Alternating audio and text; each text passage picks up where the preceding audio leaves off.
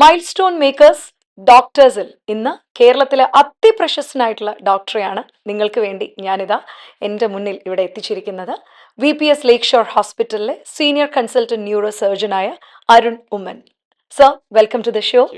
കേരളത്തിലെ ഏറ്റവും പ്രശസ്തരായിട്ടുള്ള ഡോക്ടേഴ്സിനെയാണ് mile stone മേക്കേഴ്സിന്റെ ഈ ഒരു സെഗ്മെന്റിൽ ഞങ്ങൾ എന്നും പ്രേക്ഷകർക്ക് വേണ്ടി ഇൻട്രൊഡ്യൂസ് ചെയ്യാറുള്ളത്. പിന്നെ മൈൽ സ്റ്റോണിനെ സംബന്ധിച്ചിടത്തോളം ഞങ്ങളുടെ ഏറ്റവും കൂടുതൽ എക്സലൻസ് അവാർഡ് മേടിച്ചിട്ടുള്ള, ഞങ്ങൾ നൽകിയിട്ടുള്ള ഡോക്ടർ കൂടിയാണ് അരുൺ സാറ്. ഏറ്റവും വലിയ ഞങ്ങൾക്ക് കിട്ടിയ വേറൊരു സന്തോഷം എന്ന് പറഞ്ഞാൽ ഒരു മലയാളി ഡോക്ടർ യുണൈറ്റഡ് നേഷൻസിന്റെ എക്കണോമിക് ആൻഡ് സോഷ്യൽ കൗൺസിലിന്റെ റെപ്രസെന്റേറ്റീവ് ആയിട്ട് മാറുക എന്നൊക്കെ പറയുമ്പോൾ ഞങ്ങളെ സംബന്ധിച്ച് ഭയങ്കര ഒരു പ്രൗഡ് മൊമെന്റ് ആയിരുന്നു. So congratulations. കാരണം യുഎന്നിന്റെ ആ ഒരു വലിയൊരു അംഗീകാരം കിട്ടുക എന്ന് പറയുന്നത് it's something really great sir. Honour having you. So sir ഇപ്പം ന്യൂറോ സർജനായിട്ട് സീനിയർ കൺസൾട്ടൻ്റ് ആണ് VPS ലേക്ക് ഷോറിൻ്റെ. സോ എൻ്റെ ഒരു ഫസ്റ്റ് ചോദ്യം തന്നെ സാർ, ഇപ്പോൾ കേരളം എന്ന് പറയുന്നത് മെഡിക്കൽ ഹബ്ബായി മാറിക്കഴിഞ്ഞു. സാറിനറിയാം, അറബ്സ് ആയിക്കോട്ടെ, വിദേശത്തുനിന്ന് ആയിക്കോട്ടെ, ഒരുപാട് പേരാണ് കേരളത്തെ റിലൈ ചെയ്ത് ഹെൽത്ത് കെയറിന് വേണ്ടി, സെക്ടറിന് വേണ്ടി ഇവിടെ എത്തിക്കൊണ്ടിരിക്കുന്നത്. സോ എത്രമാത്രമാണ് സാർ കേരളത്തിൻ്റെ ഒരു സാധ്യത നിൽക്കുന്നത്? നമ്മളിപ്പോൾ ഈ മെഡിക്കൽ ഹബ് എന്നുള്ള കൺസെപ്റ്റ് എന്ന് വെച്ച് കഴിഞ്ഞാൽ നമ്മൾ മനസ്സിലാക്കേണ്ടതെന്ന് വെച്ച് കഴിഞ്ഞാൽ കേരളത്തിലെ എന്തുകൊണ്ട് എത്രയും ഹൈ ലെവൽ ഓഫ് ട്രീറ്റ്മെൻറ്റ് വന്നു എന്നുള്ളതാണ്. ഓക്കെ. അപ്പോൾ നമുക്കറിയാം കേരളത്തിലെ കുട്ടികൾ ബേസിക്കലി എഡ്യൂക്കേഷൻ ഭയങ്കര മുൻനിര നിൽക്കുന്നതാണ്. അതുകൊണ്ട് ഡോക്ടേഴ്സ് ആണോ അല്ലെങ്കിൽ പ്രൊഫഷണൽസ് ആവണം എന്നൊക്കെ ഉള്ള ഒരു പ്രഷർ ചെറുപ്പം മുതൽ എല്ലാ കുട്ടികൾക്കും ഉണ്ട്. അതുകൊണ്ട് തന്നെ നമ്മുടെ ഈ കൊച്ചു കേരളത്തിൽ ഡോക്ടേഴ്സ് ആണെങ്കിലും നഴ്സുമാരാണെങ്കിലും ബാക്കി പാരാമെഡിക്കൽ സ്റ്റാഫൊക്കെ ആണെങ്കിലും അവരൊക്കെ അത്രയും ഇൻറ്റൻസായിട്ട് കോമ്പീറ്റ് ചെയ്തിട്ടാണ് ഒരു ലെവൽ എത്തുന്നത്. അപ്പം ബാക്കി അത്രയും കോമ്പറ്റീഷൻ ബാക്കിയുള്ള രാജ്യങ്ങളൊക്കെ ഉണ്ടോയെന്ന് സംശയമാണ്.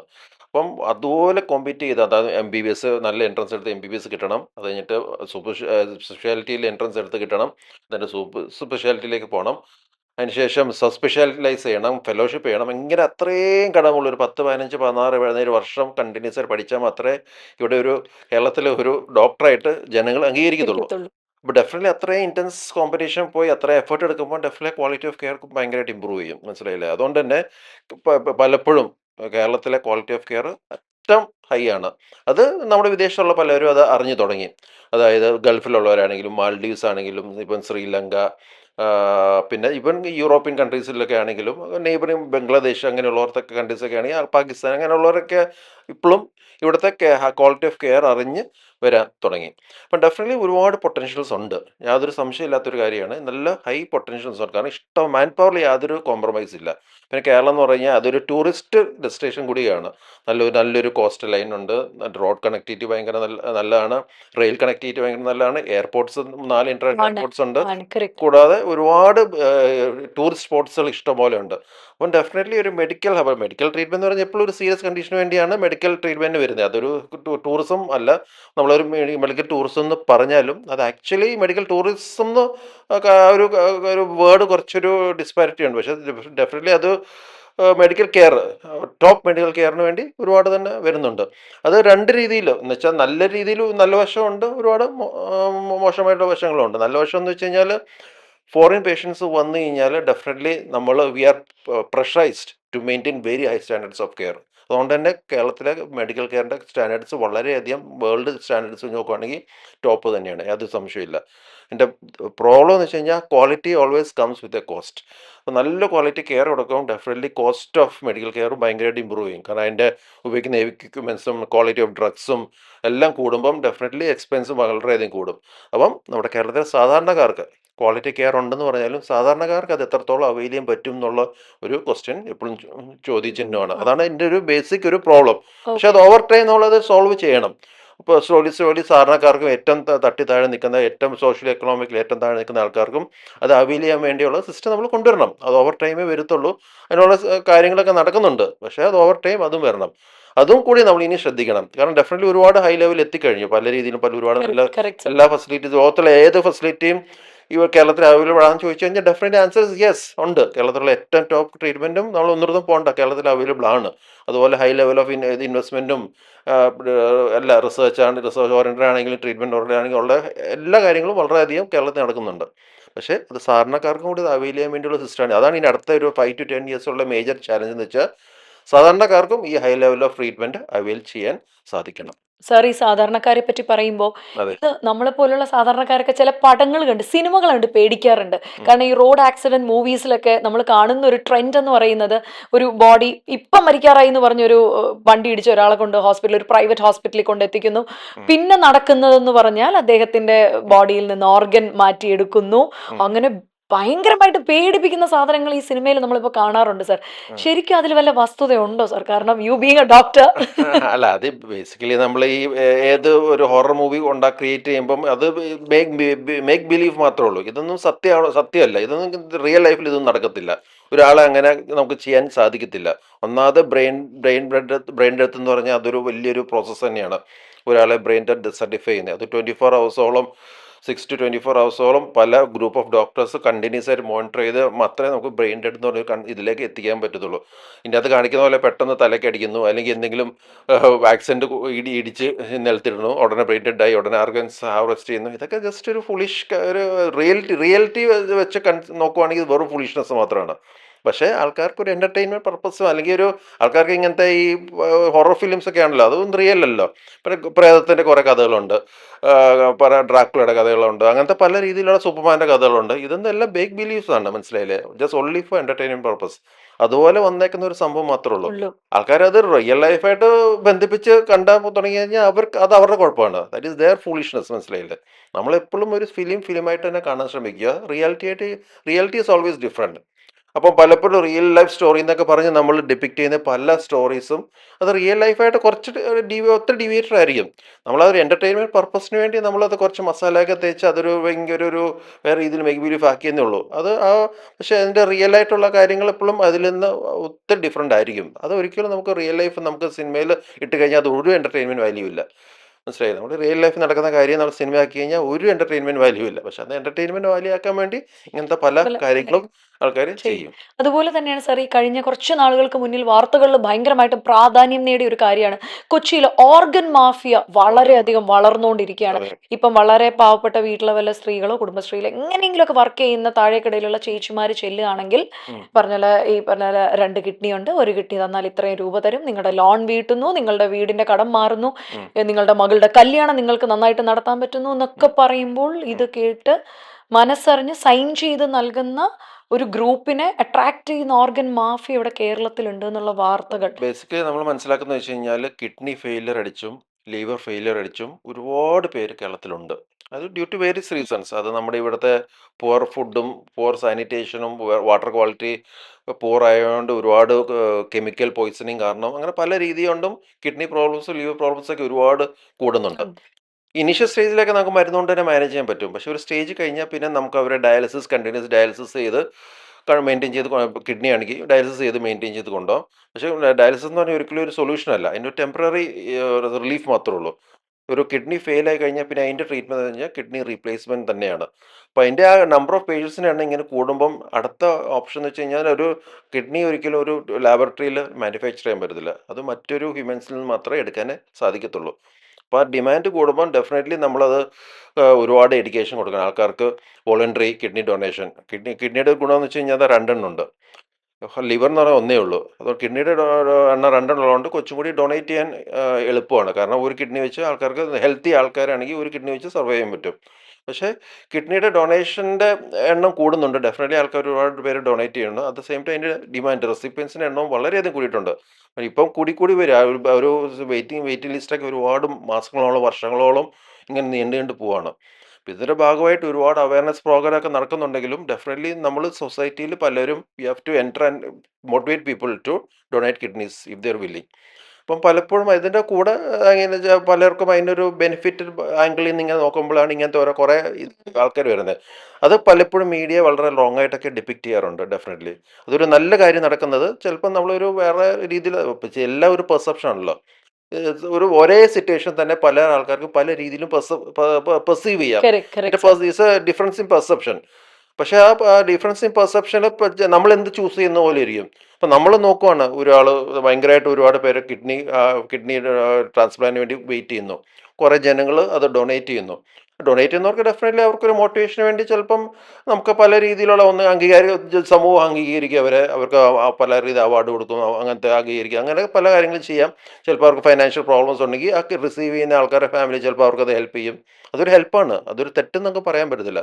പക്ഷേ കാശിന് വേണ്ടി കിഡ്നി കൊടുത്തു, ഭീഷണിപ്പെടുത്തി കാശ് കൊടുത്ത് ഇങ്ങനെയൊക്കെ നമ്മൾ റോങ് ആയിട്ട് നമ്മൾ അതിനെ ഇന്റർപ്രറ്റ് ചെയ്താൽ ഡെഫിനറ്റ്ലി ആൾക്കാർക്ക് അതൊരു റോങ് ആയിട്ട് തന്നെ തോന്നിയേക്കാം. മനസ്സിലായില്ലേ? These basically is A part of perception. നമ്മുടെ പെർസെപ്ഷൻ തെറ്റായിട്ട് ഇങ്ങനെ ഒരുപാട് റോങ് പെർസെപ്ഷൻസ് ഇങ്ങനെ മീഡിയയിലൂടെയും സോഷ്യൽ മീഡിയയിലൂടെയൊക്കെ സ്പ്രെഡ് ആകുമ്പോൾ ഉണ്ടാകുന്ന ഒരു പ്രശ്നമാണ്. പക്ഷെ നമുക്ക് ശരിക്കും പറഞ്ഞ് കിഡ്നി ഫെയിലായ പേഷ്യൻ്റ് എന്ത് ചെയ്യാൻ പറ്റും? അവർക്ക് അതാണ്. They have to save them അല്ലേ? ഒരുപാട് പേര് they are waiting, kidney failure, liver failure ഉള്ളവർ. അപ്പോൾ അവർ അതുപോലെ നല്ല മനസ്സുള്ളവർ അല്ലെങ്കിൽ സന്മനസ്സുള്ളവർ ഡൊണേറ്റ് ചെയ്താൽ മാത്രമേ നടക്കത്തുള്ളൂ. അത് വളരെ നല്ലതായിട്ട് വളരെ ഇപ്പോഴത്തെ ഗവൺമെൻറ്റിൻ്റെ കൺട്രോൾ തന്നെയാണ്. ഡെഫിനറ്റ്ലി അതൊരു വെയിറ്റ് ലിസ്റ്റ് കറക്റ്റ് മെയിൻറ്റെയിൻ ചെയ്ത് ഗവൺമെൻറ് കൺട്രോളോടെ തന്നെയാണ് അത് പോകുന്നത്. അപ്പോൾ അതിനെ ഒരുപാട് സ്ട്രീം ചെയ്ത് കൊണ്ടുവന്ന് മാത്രമേ ഉള്ളൂ. ഇപ്പം സാറ് പറഞ്ഞു ഇപ്പൊ കിഡ്നി ഫെയിലിയേഴ്സ്, ലിവർ ഫെയിലിയേഴ്സ്, ഈ കേസസ് കേരളത്തിൽ കൂടിക്കൊണ്ടിരിക്കുകയാണെന്ന് പറഞ്ഞു കൂടിക്കൊണ്ടിരിക്കും. വളരെയധികം. അതെ. സാർ ഈ കേരളത്തില് വരുമ്പത്തേക്കും ഹെൽത്ത് റിലേറ്റഡ് ആയിട്ട് നമ്മൾ മലയാളികൾ ചെയ്യുന്ന ഏറ്റവും വലിയൊരു തെറ്റെന്താണ്, വിഡ്ഢിത്തരം എന്താണ് സാറിന് ഹെൽത്ത് തോന്നുന്നത്? റിലേറ്റഡ് ഹെൽത്ത് റിലേറ്റഡ് നമ്മൾ ചെയ്യുന്ന ഏറ്റവും വലിയ അബദ്ധം ഇതാണെന്ന് സാറിന് അത് തോന്നിയിട്ടുള്ള ഒരു കാര്യം? അബദ്ധം എന്ന് പറയാൻ പറ്റത്തില്ല. അതിൻ്റെ അത് മൂന്നാല് ഫാക്ടേഴ്സ് ഉണ്ട്. ഒന്ന് പൊല്യൂഷൻ, ഉം. നമ്മൾ മലിനീകരണം, നമ്മുടെ വെള്ള മലിനീകരണം, നമ്മുടെ ഈ പെസ്റ്റിസൈഡ്സ് എല്ലാം കൂടി അമിത അളവിലേക്ക് ഇങ്ങനെ അടിച്ചു വിടുന്നത്. അത് വെള്ളം നമ്മുടെ സോയിൽ കണ്ടാമിനേറ്റഡ് ആണ്, നമ്മുടെ വെള്ളം കണ്ടാമിനേറ്റഡ് ആണ്, നമ്മുടെ ഫുഡ് നമ്മൾ കഴിക്കുന്ന ഫുഡ്, ഈ വെജിറ്റേറിയൻ ഫുഡ് കഴിച്ചാൽ നല്ലതെന്ന് പറഞ്ഞാൽ ഈ വെജിറ്റേറിയൻസ് എല്ലാം കണ്ടാമിനേറ്റഡ് ആണ്. ഉം. മനസ്സിലായില്ലേ? ഒരുപാട് പെസ്റ്റിസൈഡോടൊപ്പം ബേസിക്കലി ഇതിറ്റ് ഈസ് കണ്ടാമിനേഷൻ. നമ്മുടെ ക്വാളിറ്റി ഓഫ് ഫുഡ് വളരെ ലോ ആണ്. രണ്ടാമത്തത് നമ്മുടെ ചോയ്സ് ഓഫ് ഫുഡ് അതും വളരെ ബാഡാണ്. നമ്മളിപ്പോൾ നമ്മൾ ഉള്ളിലേക്ക് എന്ത് പോകുന്നു അതാണ്. നമ്മളിപ്പോൾ പോയിസൺ ഇങ്ങനെ കൺസ്യൂം ചെയ്തുകൊണ്ട് ഡെഫിനറ്റ്ലി അത് ബോഡീനെ ഇങ്ങനെ ഹാം ചെയ്തുകൊണ്ടിരിക്കും. അപ്പോൾ നമ്മുടെ ചോയ്സ് ഓഫ് ഫുഡ് വളരെ വളരെ ഇമ്പോർട്ടൻ്റ് ആണ്. ക്വാളിറ്റിയിൽ നമ്മൾ കോംപ്രമൈസ് ചെയ്യില്ല. ഉം. എപ്പോഴും നമ്മൾ ഇവിടെ കോസ്റ്റ് കുറയ്ക്കാൻ വേണ്ടി ക്വാളിറ്റിയിൽ കോംപ്രമൈസ് ചെയ്യും. അത് വളരെ തെറ്റായൊരു കാര്യമാണ്. നമ്മൾ വിദേശത്തൊക്കെ പോയി കഴിഞ്ഞാൽ അവിടുത്തെ Correct. ഫുഡൊക്കെ വളരെ ഹൈ ക്വാളിറ്റി ഫുഡാണ്. അവരെ ക്വാളിറ്റിയിൽ ശ്രദ്ധിക്കും. അതായത് ഒരിക്കലും ഒരു ലോ ക്വാളിറ്റി ഫുഡ് അവിടെ വരില്ല. പക്ഷെ ഇവിടെ ലോ ക്വാളിറ്റിയിൽ ആൾക്കാർക്ക് എന്നുവെച്ചാൽ പൂർ ആൾക്കാരല്ലേ. അപ്പോൾ അവർക്ക് കണ്ടിന്യൂസ് ആയിട്ട് അത് ഫുഡ് കിട്ടാൻ വേണ്ടി ക്വാളിറ്റിയിൽ വളരെയധികം കോംപ്രമൈസ് ചെയ്യും. പലപ്പോഴും ഈ വളരെയധികം പെസ്റ്റിസൈഡ് ലോഡൻ അങ്ങനത്തെ ഫുഡ് അങ്ങനെ വെച്ചാൽ പ്രൊഡക്ഷൻ കൂട്ടാൻ വേണ്ടി വളരെയധികം പെസ്റ്റിസൈഡ് ലോഡനായിട്ടുള്ള ഫുഡൊക്കെ ആയിരിക്കും ഇവർ സപ്ലൈ ചെയ്യുന്നത്. ഇത് ഡെഫിനറ്റ്ലി അത് ഒരുപാട് ദോഷങ്ങൾ വരും. ഈ ഫുഡ് ഈസ് ഓൾവേസ് കണ്ടാമിനേറ്റഡ്. നമ്മുടെ ഇപ്പം നോൺ വെജ് ആണെങ്കിൽ പോലും ഒരുപാട് കണ്ടാമിനേറ്റഡ് ആണ്. അത് കറക്റ്റ് ഒരു കാരണം ഈ നമ്മളിപ്പം ഫിഷ് അല്ലെങ്കിൽ ഇതെല്ലാം ഈ അമോണിയ ഇങ്ങനത്തെ ഓരോ പ്രിസർവേറ്റീവ് ഇട്ട് കുറേ ലോങ് ടേം വിത്ത്സ്റ്റാൻഡ് ചെയ്യാൻ വേണ്ടി അതെല്ലാം ദോഷമല്ലേ. ഡെഫിനറ്റ്ലി അതൊക്കെ ഹാംഫുൾ ആണ്. അപ്പം we are contaminating our own food. ഒരു വലിയൊരു ദൂഷ്യമാണ്. ഇപ്പോൾ കേരളത്തിൽ 3.5 കോടി ജനങ്ങളുണ്ട്. കേരളത്തിൽ സൈസ് വെച്ച് നോക്കുവാണെങ്കിൽ 1 കോടി പോലും സപ്പോർട്ട് ചെയ്യാനുള്ള ഒരു റിസോഴ്സസ് ഇല്ല ആക്ച്വലി. ഉം. മനസ്സിലായില്ലേ? We are 3 or 4 times more populated. മനസ്സിലായില്ലേ? Than our real capacity. അപ്പം അങ്ങനെ വരുമ്പം ഡെഫിനറ്റ്ലി ആ ഡിമാൻഡ് അപ്പോൾ സപ്ലൈ കൂട്ടാൻ വേണ്ടി ഒരുപാട് കാര്യങ്ങൾ ആൾക്കാർ ചെയ്യേണ്ടി വരും. We are forced to do it. Definitely അത് ഹിറ്റ് ബാക്ക് ചെയ്യും. ഒരുപാട് ഹെൽത്ത് ഇഷ്യൂസ് വരും. എവിടെ പോപ്പുലേഷൻ കൂടുന്നോ അവിടെ ഹെൽത്ത് ഇഷ്യൂസ് കൂടി കൂടിക്കൊണ്ടിരിക്കും. വരും. ഈ ഹെൽത്ത് ഇഷ്യൂസ് കൂടുന്നു എന്ന് പറയുന്നു. സാറിന്റെ ഒരു പെർസെപ്ഷനിൽ അടുത്തൊരു 20 വർഷത്തിനുള്ളിൽ മലയാളികൾക്ക് ഏറ്റവും കൂടുതൽ സംഭവിക്കാൻ പോകുന്ന ഒരു രോഗമായിട്ട് സാറിന് തോന്നിയിട്ടുള്ളത് ഏതായിരിക്കും? മേജർ രോഗം എന്ന് വെച്ചാൽ ക്യാൻസർ തന്നെയാണ്. ക്യാൻസർ. ക്യാൻസർ ഒരുപാട് ഈ കണ്ടാമിനേഷൻ കാരണം പല രീതിയിലുള്ള ക്യാൻസേഴ്സ് വളരെയധികം കൂടും. പിന്നെ മെൻ്റൽ ഹെൽത്ത് ഇഷ്യൂസ് അത് ഭയങ്കരമായിട്ട് കൂടും. ഡെഫിനറ്റ്ലി ഭയങ്കരമായിട്ട് കൂടാൻ പോകുന്ന ഒരു ഇതാണ് മെൻ്റൽ ഹെൽത്ത് ഇഷ്യൂസ്, ഈ സൈക്കാട്രിക് പ്രോബ്ലംസ്. പിന്നെ ഉള്ളത് ഏജ് കൂടുന്തോറും കൂടുതലായിട്ട് കാണുന്ന പല അസുഖങ്ങളുണ്ട്. ഡെമെൻഷ്യ, ഉം. Alzheimer's, stroke, life style disease, heart attack, മറ്റേ ഹൈ ഡയബറ്റിസ്, അങ്ങനത്തെ അസുഖങ്ങളൊക്കെ വളരെയധികം കൂടും. അത് ഈ യൂഷ്വലി ഏജ് കാരണം ഒരു ഹ്യൂമൻ ബോഡി എന്ന് വെച്ചാൽ basically nature are designed it to survive only 50 to 60 years. അതാണ് നോർമൽ ലൈഫ് സ്പാൻ. പക്ഷെ മെഡിക്കൽ ഫീൽഡിലെ ചില മികവ് കാരണമാണ് ഇപ്പം ആവറേജ് 80 ആയത്. 80 ആകുമ്പോൾ ആയുസ് കൂടും. പക്ഷെ ചിലപ്പം ഈ 70 ശേഷമുള്ള ക്വാളിറ്റി ഓഫ് ലൈഫിലൊക്കെ ഒരുപാട് കോംപ്രമൈസ് ചെയ്യും. അവർക്ക് മെമ്മറി പ്രോബ്ലംസ് വരും, അവർക്ക് നടക്കാൻ പ്രോബ്ലംസ് വരും, ജോയിൻസ് ഇഷ്യൂസ് വരും, പല രീതിയിലുള്ള ഏജ് റിലേറ്റഡ് ആയിട്ടുള്ള ഒരുപാട് പ്രോബ്ലംസ് വരും. അതിനി നമ്മൾ 100 ആക്കാൻ ശ്രമിച്ചു കഴിഞ്ഞാൽ അതുപോലെ കൂടും. അപ്പം നമ്മൾ ഇനിയും മെഡിക്കൽ ഹെൽത്ത് ശ്രദ്ധിക്കേണ്ടതെന്ന് വെച്ച് കഴിഞ്ഞാൽ ആയുസ് മാത്രം കൂട്ടിയാൽ പോരാ. ആയുസിൻ്റെ കൂടെ തന്നെ അവരുടെ ക്വാളിറ്റി ഓഫ് Quality. ഹെൽത്തും കൂട്ടണം. അതിന് ഒരുപാട് കാര്യങ്ങൾ ഹെൽത്ത് അവയർ ചെറുപ്പം മുതലേ നമ്മൾ വളരെ ഹെൽത്തി പ്രാക്ടീസ് ചെയ്യണം. അത് ഈ ജാപ്പാനീസിലേക്ക് അത് വളരെ സക്സസ്ഫുൾ. കാരണം അവിടെ ഒരു 100 കടക്കുന്നത് അത്ര റെയർ സംഭവമൊന്നുമില്ല. അല്ല, അല്ല അതെ. സർ.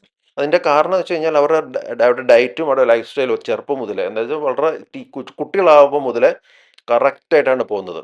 നമ്മൾ ഒരിക്കലും 60 വയസ്സിന് ശേഷം നമ്മൾ ഹെൽത്ത് നോക്കാമെന്ന് വിചാരിച്ചാൽ ഒന്നും വലിയ ഹെൽത്ത് കിട്ടത്തില്ല. ഓൾറെഡി അത് ഡാമേജ് ഈസ് ഓൾറെഡി സ്റ്റാർട്ടഡ്, മനസ്സിലായില്ലേ? ഉം. അപ്പം നമ്മൾ വളരെ യങ് ആയിട്ട് തൊട്ട് നമ്മൾ disciplined life style, proper food, proper sleep, exercise, ബാക്കി എല്ലാ കാര്യങ്ങളും പ്രോപ്പറായിട്ട് ഒരു ഡിസിപ്ലിനായിട്ട് ലൈഫ് സ്റ്റൈൽ ഫോളോ ചെയ്ത് കഴിഞ്ഞാൽ ഡെഫിനറ്റ്ലി നമുക്ക് നമ്മുടെ ഹെൽത്ത് നമുക്കൊരു 60, 70, 80 ഒക്കെ ആകുമ്പോൾ നല്ല ഹെൽത്ത് വി ക്യാൻ പ്രിസർവ്.